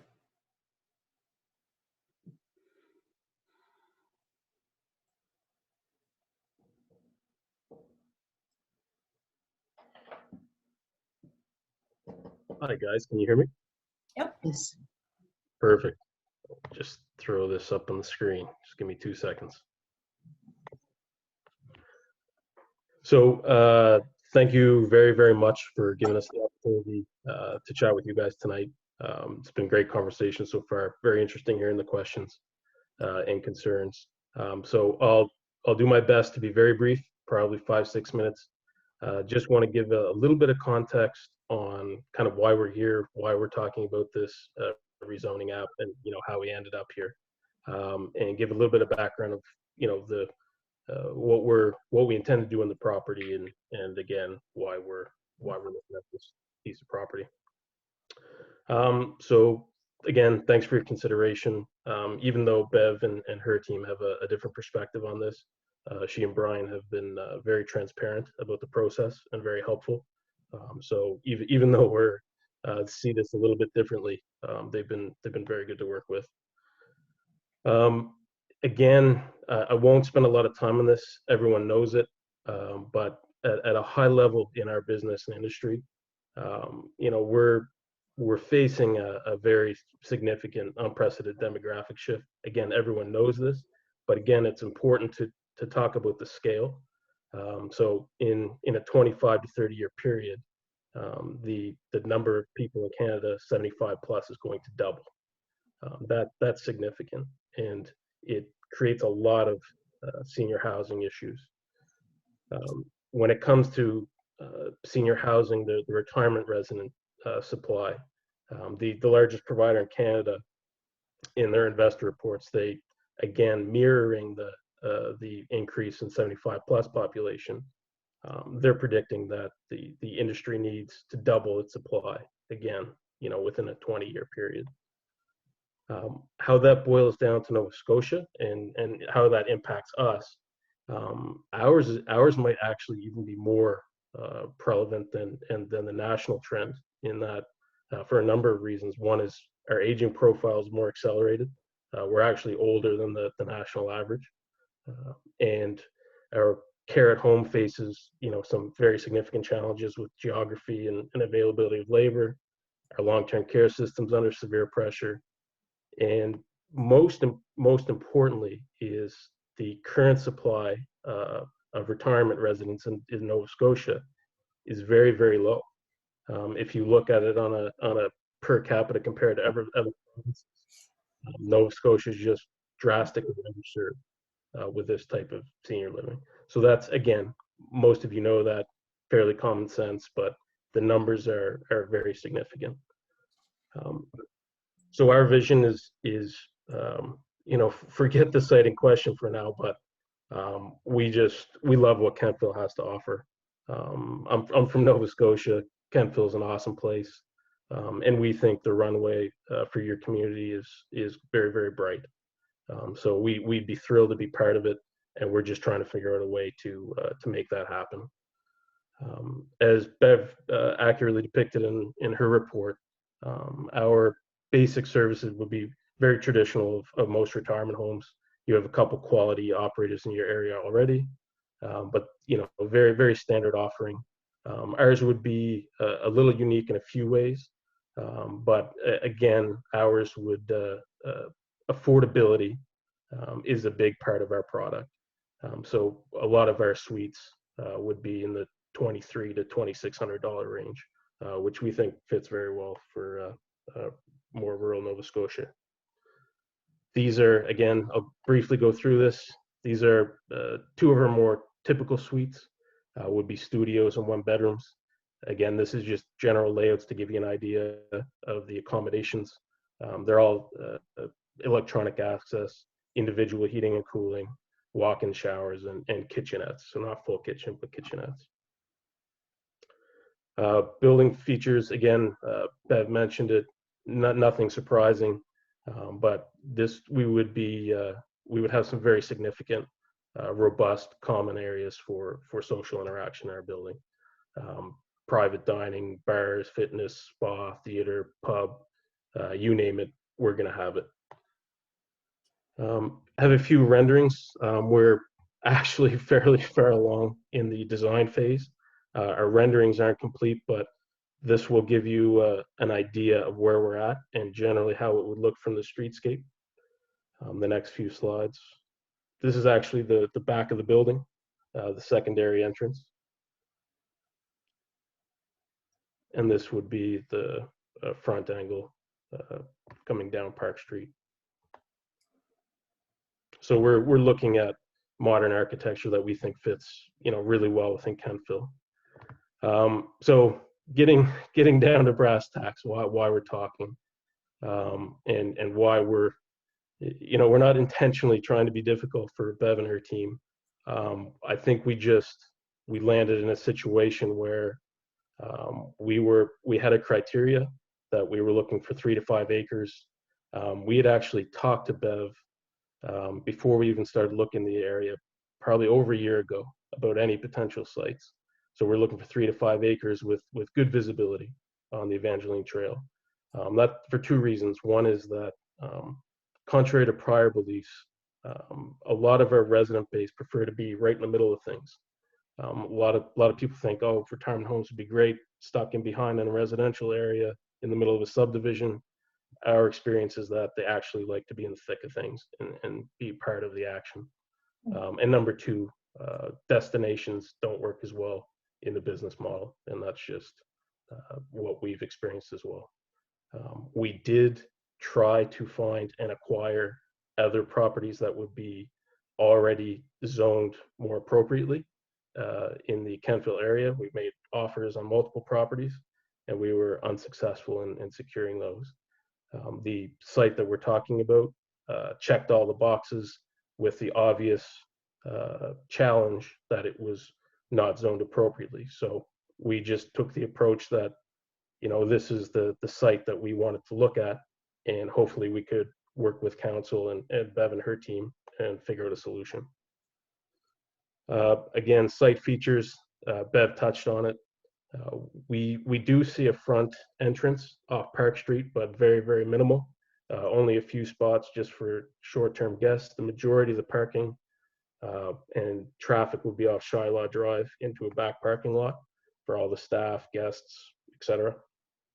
We're going to have ample parking, you know, relative to the need. You know, we're going to do a lot of landscaping around the property, outdoor amenity space, etc. So we're going to make sure that this property, you know, looks amazing.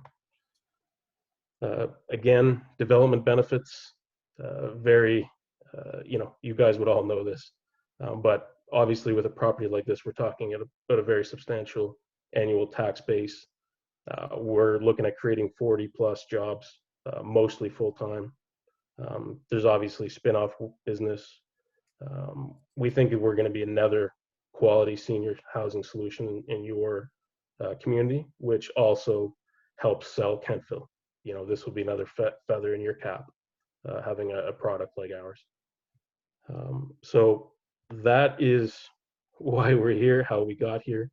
And again, that's context. Thank you again for your consideration, and we'd definitely be happy to take any questions you may have. Jason, thank you. You did excellent. That was 8 minutes and 28 seconds. So great on the timing. Now I've got some hands up here, and so if you're willing to take some questions with regards to the presentation, Councillor Maxwell. Jason, I love the idea. I love the concept. I love everything about it. I agree with you. It's needed in Kentville, and I agree with you that we're a great location for it. But my concern is the fact that you're a parcel within a parcel, and that next door beside you could go some type of, you know, construction type of business that's like, let's say, a trucking company that could be going all hours of the day and night, and your residents are bound to have complaints about that. And, you know, and I'm just wondering how you work your way around that.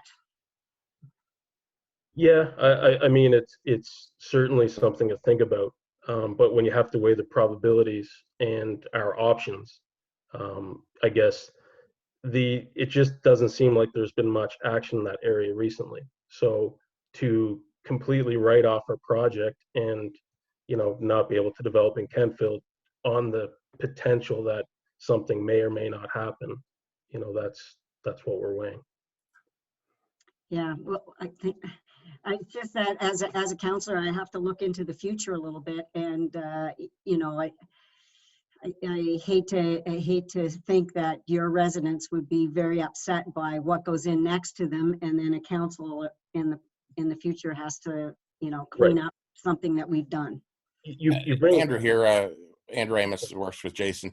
I think an important point to keep in mind also is that Parsons owns the entire property, and they're going to educate whoever they eventually sell those parcels to, and they won't want to put dissimilar uses together. It's a 79-acre parcel. We're only dealing with 3 acres. So there's tons of space for other people to develop whatever they need with lots of distance between us. So Parsons is anxious to have us there, and there's a ton of room for the more non-compatible uses to populate. But the deputy mayor made a great point earlier. It's been undeveloped for a long time, and there's nothing pressing on it. So we're very comfortable from our perspective about our ability to integrate and be there. And we've had conversations back and forth with Parsons about this topic, and they're on the same page. I'd like to hear from Parsons. I think if somebody went in there and offered them a big chunk of money to put a trucking company or a cement making factory, I think they'd take it. So. Councillor Maxwell, do you have any further questions? No, I'm done. Thank you. Okay, thank you. Councillor Gerard. Thank you, Your Worship. Thank you, Jason. Just one quick question. You had mentioned about the commercial component at the in the downstairs of it. Will you have extra space that if someone says, I think I've got an idea that would go really well with the whole theme of the building and property, that you're going to keep to rent out, or is it all going to be your stuff and the ideas you have for the commercial outside use as well as the internal commercial uses? Sort of in between. We know the exact uses that we want, but we want to make it available for a sole proprietor from Kentville to come in and operate. So we know that we will have a beauty salon that will have a contract with a local proprietor, sole proprietor, and same thing with a health clinic and foot care. Okay, thank you. Deputy Mayor. Thank you, Worship. Thanks, Jason. Thanks, Andrew. So just a couple questions. Can you tell me about other developments that may mimic this one that maybe is in sort of an odd type of zoning than this one would be? And the other question that I had, and I don't know how Parsons would be receptive to this, but is there something that they potentially would put in the purchase and sale agreement that would prohibit an industry similar to what Councillor Maxwell's referring to? And maybe that's been done, I don't know. Yeah, so I think that's a great idea. And, if that was, a criteria to take this to the next step, we would obviously have that conversation with them and see what we could do. To answer your first question, we're doing almost the exact same thing in Bridgewater right now. It's a parcel of land right off a highway on the outskirts of town, right next to a commercial area. So yes, we're doing almost exactly the same thing in Bridgewater. So whereabouts exactly is it in Bridgewater? It's right across from the Best Western in Yeah. Bridgewater. Okay. Yes. Yeah. Yeah, on Highway 10, right across. So that entire industrial park is owned by the municipality. We purchased that from the municipality, and the first step we did was go through an identical process to this. We had it rezoned. We incorporated whatever other variances were required, purchased the property from them, and are in development right now. Okay, great. Thank you. It's helpful. Thank you. And just one further point in that, it's a sister project to this. So they're both 157 units. They're very similar in design, same contractor, and they will be tendered and awarded concurrently to make use of that economy of scale. So we're planning on doing these both concurrent. So when Jason mentioned earlier that our design is well advanced, we're already at 50% working drawings for Kentville on that site in hopes that this all works out. That's the risk that we took. Okay, great. Thank you. Thank you. Councillor Maxwell, I see your hand is up. Do you have another question? No, sorry. Okay, very good. Well, thank you very much for that presentation. Council, I will say that I think we should have a robust discussion before we go to motion, if that is good. You've seen the options that were presented in the report from the director, and as you know, those three options are slightly different than the ones that that we had in our review package. So I guess I'll put this out there, whether it goes to legal or the director, but there was a decision or an option point where we could give or recommend first reading. Is there a reason why that is no longer one of our options? Okay, I will try. This is a discussion that CAO Smith and Jeff Matart and I had today, because this is a concurrent, it's a policy amendment. And as a result of that, we have to have a public participation meeting. We put together a kind of a schedule for the applicants to see you know, if we really, really want to get this through as quickly as possible, this potentially could be the scenario we could do it in. After review of the process and how it relates, we first determined that, or today in our discussion, we really need to have the PP, if we're going to go forward for anything, have the PPP just to get some public input, and then take that information, bring it back to council for their consideration at first reading, if that makes sense. Okay, that makes perfect sense now. Right. For some reason or other, I was thinking that we had to have first reading before we went to public participation, but what you're saying is that we should have our due diligence, have our public weigh in on it, and then look at first reading and then move through the process if we were to go in that manner. Right. So council, we have the three options that have been presented to us. So we could put one of these as a motion on the table to talk, or we could each take an opportunity to speak. So I will ask, what is your will? Do you wish to go to motion, or do you wish to have an open conversation? Deputy Mayor, I see your hand is up. I don't know if you're answering my question or if you had something else, but I have a question about the PPP. Are Parsons and Stone Mound able to present at a PPP? Essentially, yes, they would be there. Parsons, they're not, I suppose they could, but they're not the applicant. They're just the seller of the land. No, I realize that. But so the PPP, this is, the PPP is just an opportunity for residents to comment on changes to planning documents, and that would be the planning strategy. If it was simply a rezoning application, there wouldn't be a PPP. Okay, thank you. There really isn't a whole lot to really say on this, because it's really a map amendment. You're just taking a piece of land and rezoning it, changing the designation on it so that you can rezone it. But whatever somebody else might come up with, I'm not sure. Councillor Maxwell. Thank you. Director Gentleman, do you think that Parsons would be willing to rezone the entire parcel as R4? I have no idea, but again, I would suggest that that's probably poor planning practice as well, for the same reason that the policies that council has adopted and that they have in their MPS right now. That's our only industrial lands left. That's our only commercial lands left. There are other lands around where this development could be located. I realize that, yeah. I'm just wondering if they would be willing to do that, because that would solve, part of my, big part of my concern here for the future. So, okay, thank you. Councillor Gerard. Thank you, Worship. So just for my own clarification, is what you're talking about, Bev, and what you discussed with Brian and Solicitor Matart today, was that option one to basically to move it to first reading to get the public input, or to just do a public input and wait for the first reading?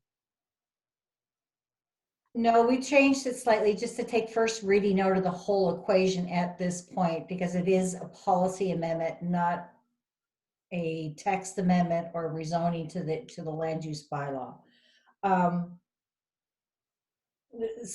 But bottom line, I think the recommendation is not even to have any opportunity for a first reading. This application should not go forward based on the arguments in the staff report, the policies of the planning strategy, and what it is that we're trying to maintain and ensure in terms of future commercial and industrial lands. And there are other lands for residential opportunities at this time.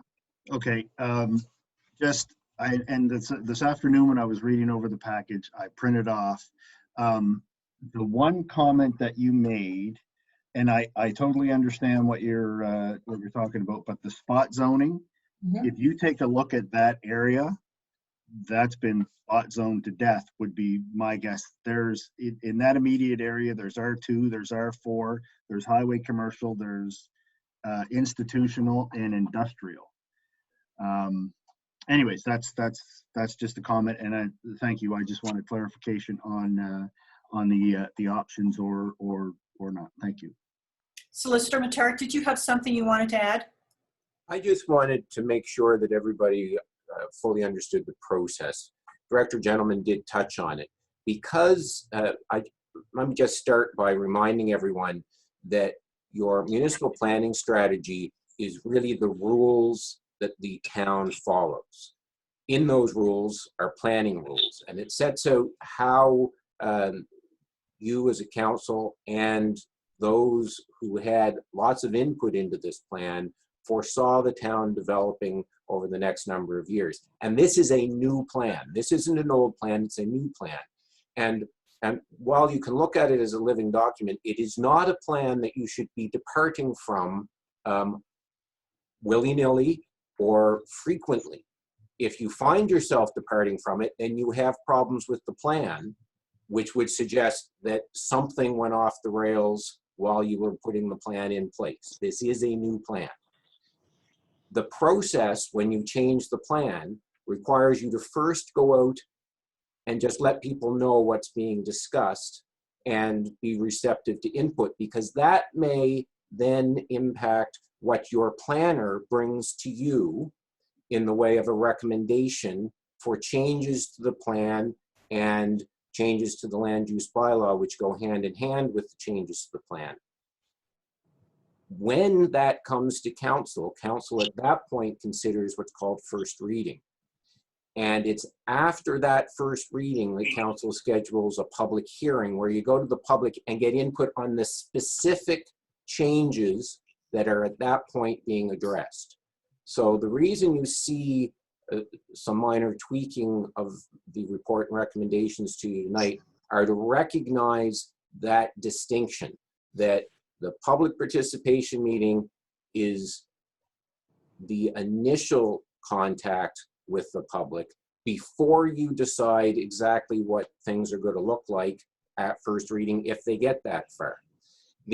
If what's been brought to staff and thus to council for an MPS amendment is not something that is of interest to council, then you simply stop it in its tracks. It never gets to first reading, it never gets to a public hearing. You don't even take it to a public participation meeting because you say, we don't want staff to spend any more time on this. It does, and the reason you would do that clearly is because you're not interested in revisiting your municipal planning strategy. You have no obligation to revisit your municipal planning strategy. Just want to make that clear.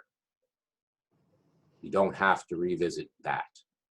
So I just wanted to make sure everybody was clear on that process. Thank you. Councillor Zabian.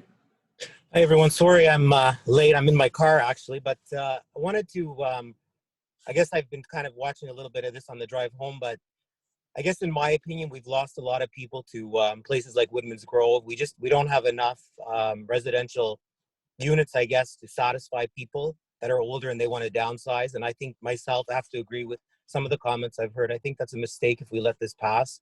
I think we should push it to the public if that's what the protocol is right now. I think we should take that next step because we've definitely lost many people over the years to other units just because there's no place for them to go in Kentville. And I think this would be a great project to definitely look at. Thank you. Thank you. Councillor Gerard. Thank you, Worship. And just a quick question to Jeff and possibly to Director Gentleman. What is the criteria for the initial public input? Like I know on the residential things, normally it's X number of feet. This is virtually a piece of land that if you go X number of feet, you might hit a business, maybe two businesses. And I understand the indirect contact where it's going to be publicized and stuff. But what is the policy criteria that says within, say, 500 feet, these people have to be notified? That's a question for Director Gentleman if it appears in the policy. So because this is a policy change, there is no requirement to notify applicants because it's a town-wide policy. It's a policy, so it's town-wide, kind of has implications for that. But getting back to, so there isn't any notification process at this time, depending on how we may or may not go forward with this.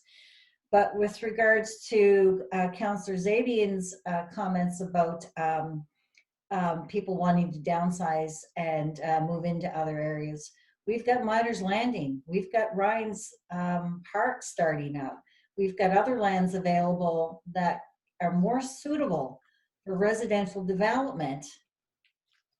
We have a parcel of land across the street from this site that's an R4 site that has been R4 for a while. I just want council to keep in mind that there are other more suitable sites for it. Yes, there is a need, and everybody knows that there is a need for seniors housing.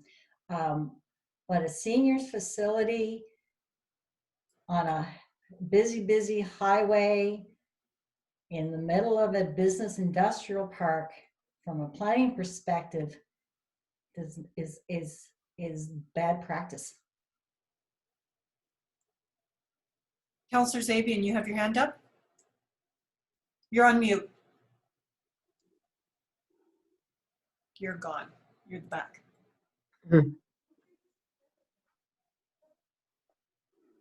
There we go. Thank you, Your Worship.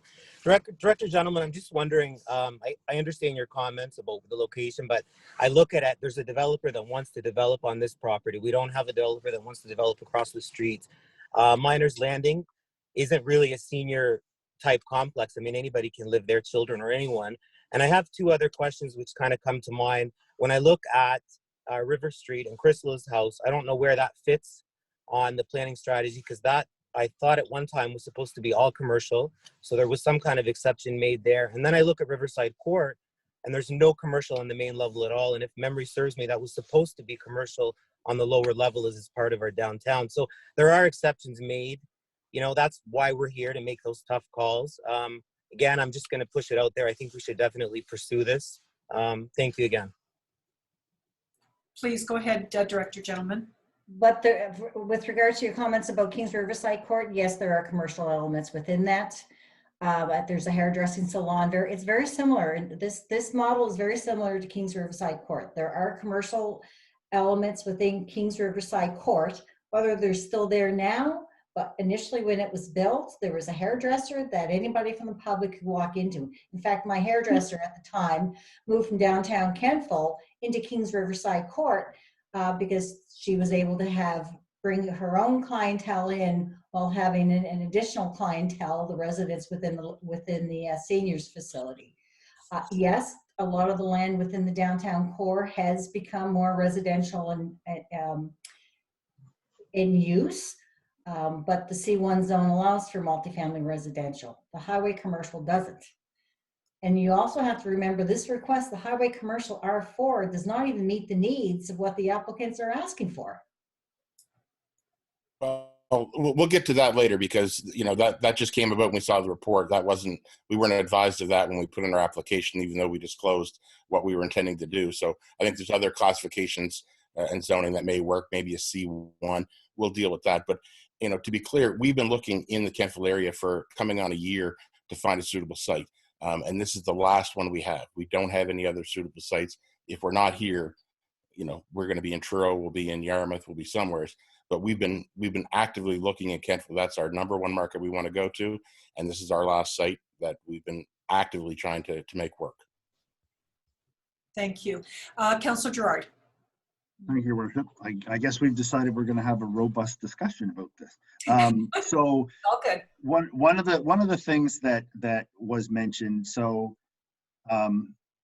in knowing a tiny bit about development of this sort, This development is very, very specialized. You're dealing with seniors with, some needs, and a developer wouldn't come in and pick a piece of land willy-nilly that conceivably 6 months down the road or 5 years down the road, a big operation that's going to totally impede what they're doing. So the folks that know their business best have chosen this site. So I'm very confident that, all of our concerns about, is this the right site for them? I'm confident that they picked a site that they are confident in. The other thing is, it's a three acre site. That gives tons of room for buffers and trees and landscaping, that if a big trucking company did want to open up shop next door, they can put the buffers up. And the third thing is, it sounds like they've had some good talks with Parsons, who's selling them the land, who says they want them there, that Parsons would be cautious in who they would sell the rest.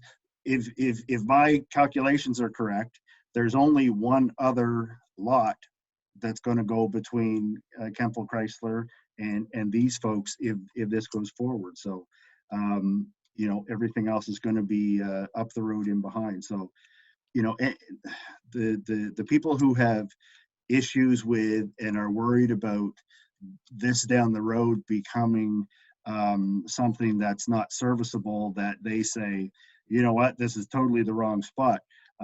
Sounds like they're going to want to invest quite a bit of money, and I have every confidence that they know what they're doing moving forward, and they've taken all of these issues we've been bringing up into consideration. Thank you. Thank you. Councillor Maxwell. I agree with most of what is being said. However, I look at it that we're making an awful lot of assumptions, and we're assuming that Parsons won't take an offer on a piece of land beside them to put some noisy contracting business of some sort. We're assuming that there's going to be no noise issues coming from that, either behind them or across the street or beside them. We're making an awful lot of assumptions that down the road could be a big problem and none of us may be sitting on council at that point, because we went and altered an MPS LUB, and that we decided this is the direction our town was going to take. And I understand when Director Gentleman says, this is the only commercial land we have right now. Like, this is our commercial area. If we're going to start saying, no, we're going to stop we're going to put residential in our commercial, then we're reducing the amount of commercial space that we have. I'm just fearful that, I don't like making decisions based on assumptions, because sometimes, and most of the time, that comes up to bite you in the butt in the end.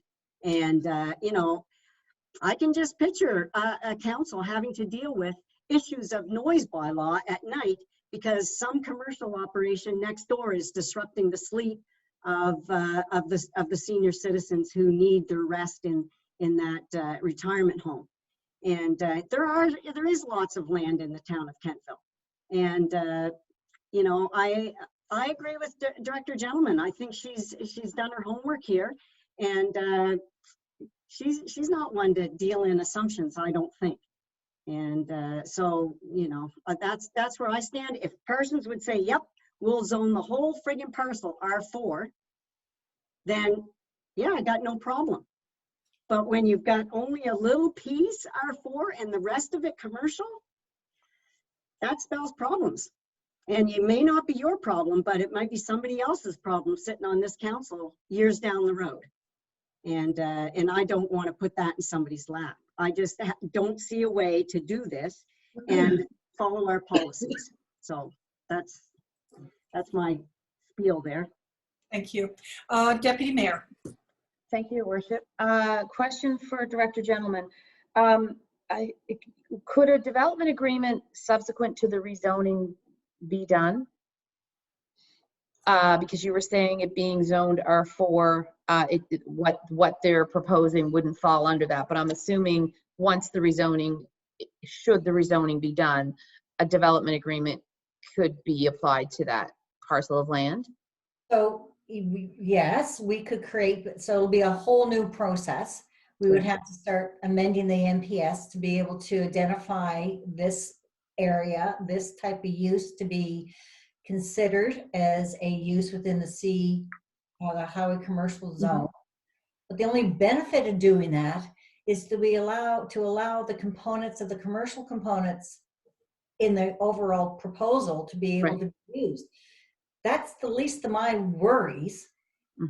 It's the idea of a seniors facility be in place where they're proposing to put it. Whether or not they have a couple of small commercial uses like a hair salon or a health office, that would be the only benefit of going through a DA to be able to put that in there for that, or to change the language within the R4 designation to allow additional commercial uses within that.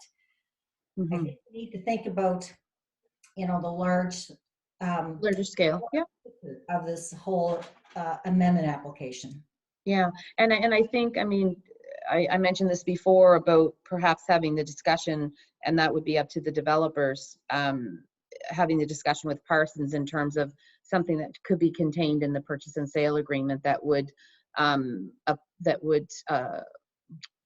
speak to the adjacent land. I mean, maybe, I don't know if that's even possible, but I do like the idea of putting it out to a public participation meeting, just to get a sense, and I'm following Solicitor Matart, what you're saying, that's sort of just letting people know, you know, sort of what we're thinking, and then it goes to specific changes, but that's where I'm at with it. Thank you. Councillor Gerard, I do see your hand up, but I would like to take the floor since I haven't had an opportunity or taken an opportunity to speak yet. Director Gentleman, is there, right now in our downtown, in our C1, what we have said is that we have the ability to have residential on the second level, as long as the commercial remains at ground level. And you know, one of the things that we talked about with the Chrysalis House was that basically the front of the building would very much be open commercial, because that's where they would be doing their programming from. So I guess I just throw that out there to answer Councillor Zabian's question. But is there a reason why we can't have a residential component in our C2 zone, in our commercial highway zone? You know, if the front facade of that building was commercial, you know, how, like, I know what you're trying to say here. Yeah. Well, whether or not you have a small component of 157 dwelling units, 157 seniors, and of course they've also indicated that it may not be seniors, it could be anybody that would want to live in a facility that provided these amenities. It's the residential dwelling, it's people living amongst a business industrial zone. I think that's really the bottom line. It doesn't matter whether or not the bottom level has some commercial components or all commercial components. You still have 157 dwelling units and people living there, and primarily the demographics that they're looking at is seniors, because this is the argument that they're making, is that there is a great need for seniors housing, not only in Kenfold, but throughout Nova Scotia and throughout Canada as a whole. Is this the best place to put it? There are other options. Right, right. So I guess what I would put out there is, you know, we talk about residents in commercial zones and that sort of thing. And if you look at Kings Riverside Court, I mean, the fire hall is right there. So they've got screaming fire trucks. You know, they've got the arena, and in a normal time, that would be a very busy area. And so when, you know, when I think of the placement of it, I don't see the significant difference. The other thing is that the town of Kentville has made a huge and a very concerted effort to look at our business park as a business park, no longer with the heavy industrial. And, you know, because that is part of our source water protection, we have to be very mindful of what type of industry, so to speak, that we put in there. And the reality is that we aren't really going to be putting any more heavy industry in that business park. You know, this building, this potential could completely develop that area. I mean, right across the street are 3 private homes. You know, so there's such a mishmash along that road of housing. And, you know, you think about the fact that in that business park, we've got 3,000 employees a day who have nowhere to eat. You know, they either have to come downtown Kentville, or they have to go through that suicide lane, you know, into Colebrook to get some fast food.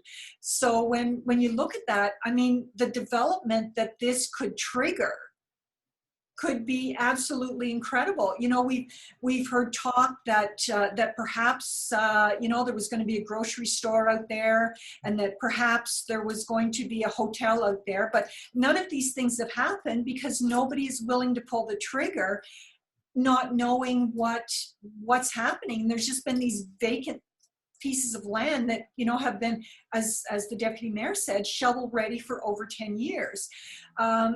You know, I was part of the group that worked on the MPS and the LUB, and I know that one of the tenets that we talked about was not being hamstrung by our own set of rules, that we would enable things to happen that were good for Kentville, and that, you know, that would always be our determining question: was it good for Kentville? And if we had another $20 million on our tax roll, and again, I think about how it would be pure tax, because we wouldn't be paying for a subdivision of, you know, 75 homes to accommodate 150 people, where you have to pay for streets and plowing and that. I mean, this is all self-contained, you know, one entrance, one exit, and the rest of it belongs to the building owner. So you know, I just look at why we do things, and why we need to be adaptable. And maybe this is the linchpin that changes everything to that end of town. Councillor Gerard, you had something to add. Yeah, no, I 100% agree with everything you said. And the only thing that I was going to talk about before was in reference to the noise issue. Is we've got an equivalent development downtown that's about 50 feet away from the ambulance depot. It's about 100 feet away from the fire department, and it's about 100 feet away from the police station. All of which I know just from being on the fire services, the fire department gets over 400 calls a year. So that's 400 times that those sirens blare out of that, and those aren't all 9 to 5. Some of those are 2 and 3 in the morning. So I can't imagine that this spot would even be as noisy potentially as being right downtown. I love the idea. Thank you. Do we have a desire to put a motion on the table? I'll make a motion to send it to a public participation meeting. So the option 2, the CAC option 2 that we have been provided with recently this afternoon. Yeah. So for Council Advisory Committee to recommend to Council can CAC direct staff? You can tonight, because it'll get the motion going, yes. Okay. No difficulty. Staff sitting right here, so let's get it done. Yeah. Okay, so Council Advisory Committee to direct staff to conduct a public participation meeting about this proposal and report back to council for their consideration in terms of the request for an amendment to the MPS or LUB. So that's reporting back to council. So they do not, we're asking them to bring the public participation information to council, not back to CAC. Is that correct in that, am I reading this option, or do you want this to come back to another CAC? If I can jump in here, it Please. can go straight to council. Okay, thank you. So allow me to repeat that motion. CAC to direct staff to conduct a public participation meeting about this proposal and report back to council for their consideration in terms of the request for an amendment to the MPS and LUB. If I could have someone move that. Councillor Gerard, thank you. And a seconder? Seconder. Deputy Mayor, thank you. It has been moved and seconded that CAC direct staff to conduct a public participation meeting about this proposal and report back to council for their consideration in terms of the request for an amendment to the MPS and LUB. Is there any further discussion on this matter?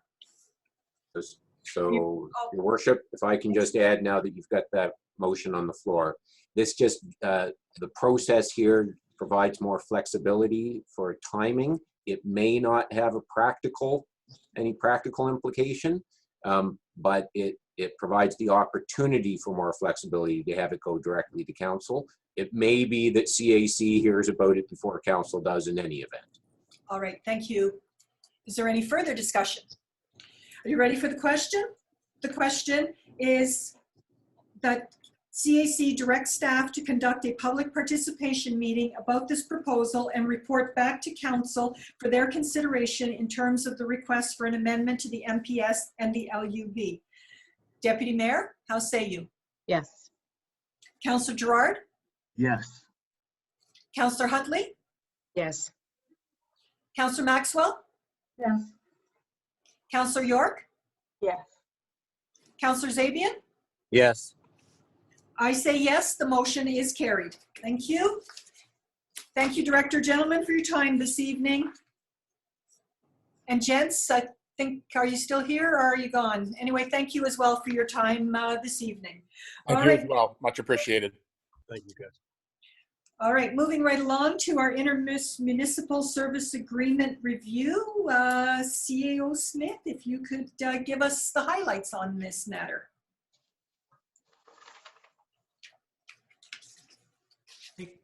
Take myself off mute, that'll make it better. Yeah. I have 3 reports here. I'm just trying to get to the right one. And it's not coming up. Sorry about that. I was working ahead a little bit. But yes, the intermunicipal service agreements review, and council, if you want, I can be fairly brief on this because I believe almost every member of council, if not every member of council, were at a presentation on December 15th. And what I've done in this staff report is take those slides and put some words around them. But I think the long and the short is, as somebody who's worked with these agreements in Kings County for many, many years, and some of them predate my involvement in Kings County. That's how old they are.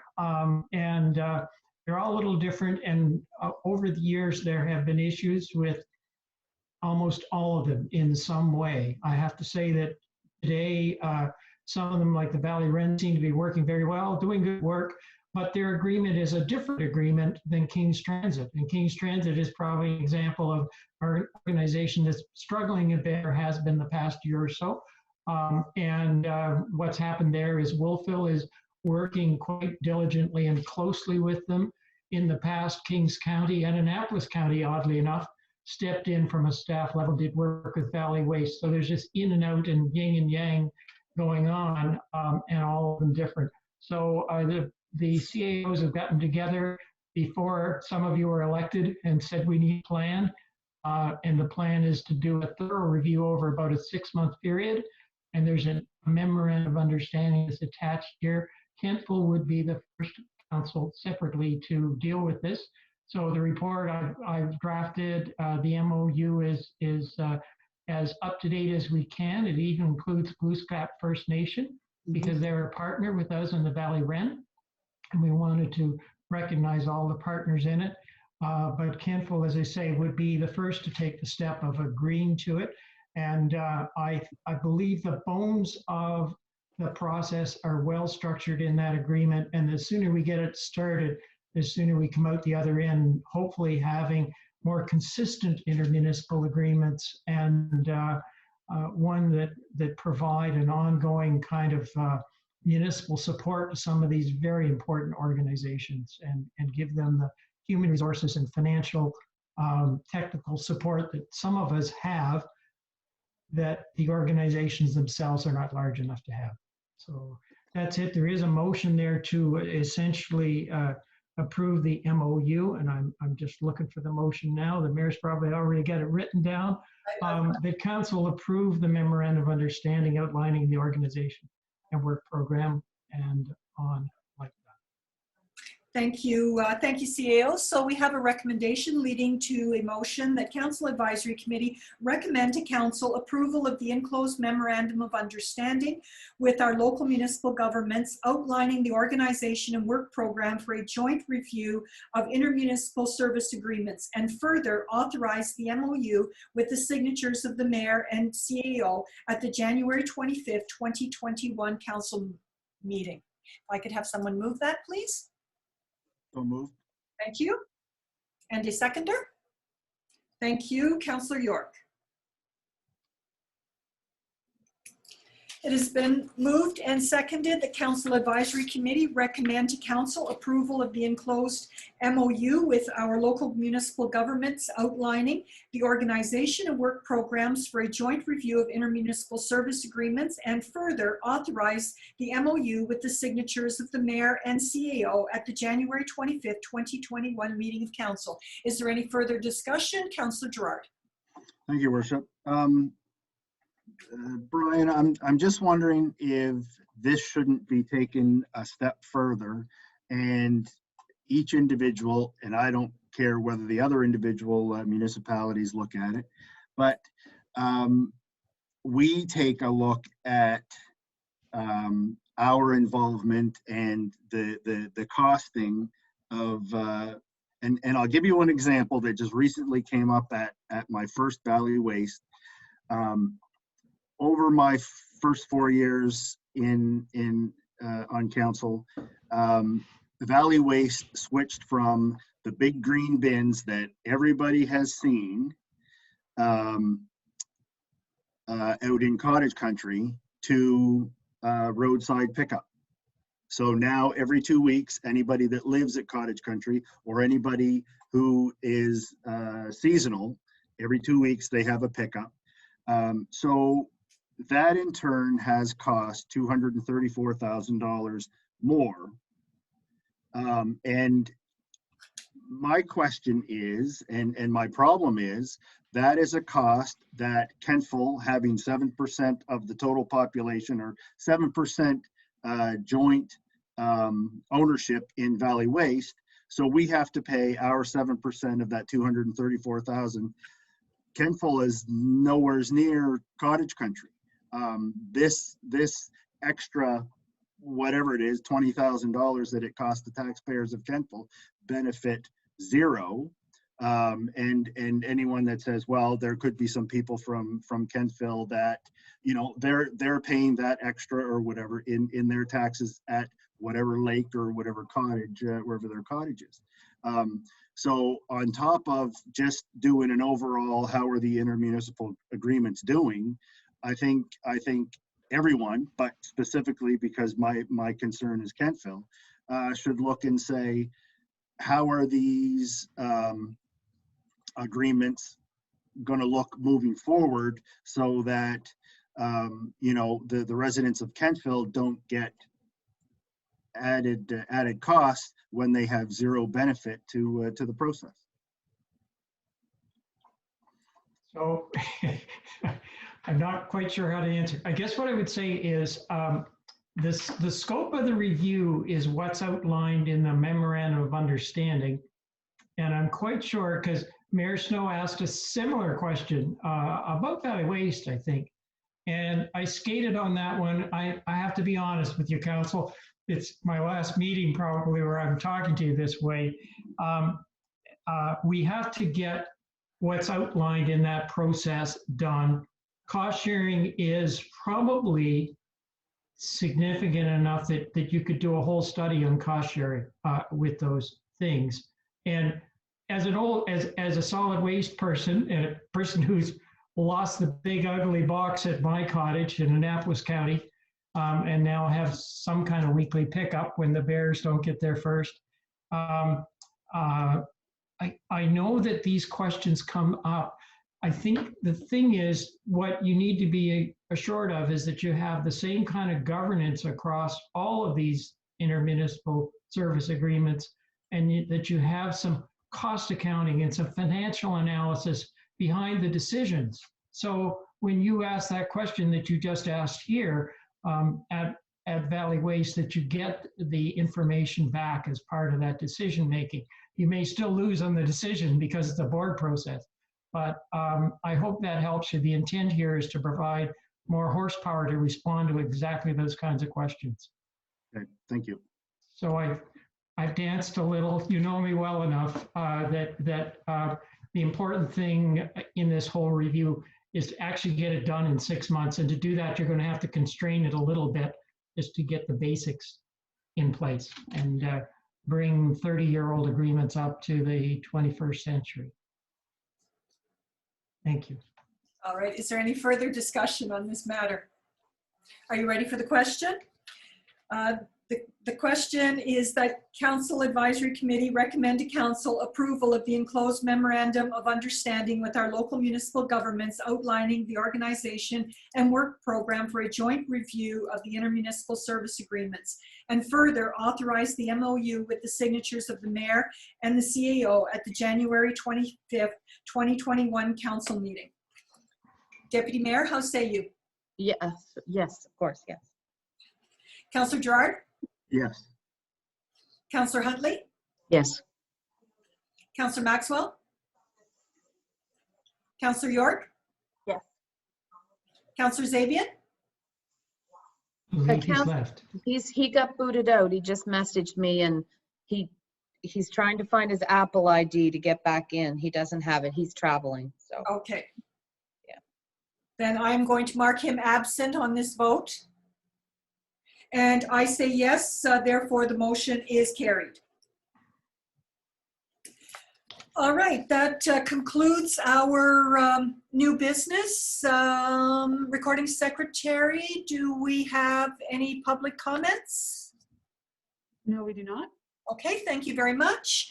Then we will move into our in-camera session. So council has confidential property business, which must be conducted in a closed session. We require a motion to go into the closed session to discuss the agenda items. We will not be returning to Facebook Live for adjournment of this meeting. So if we could have a motion to move into the closed session to discuss the agenda items.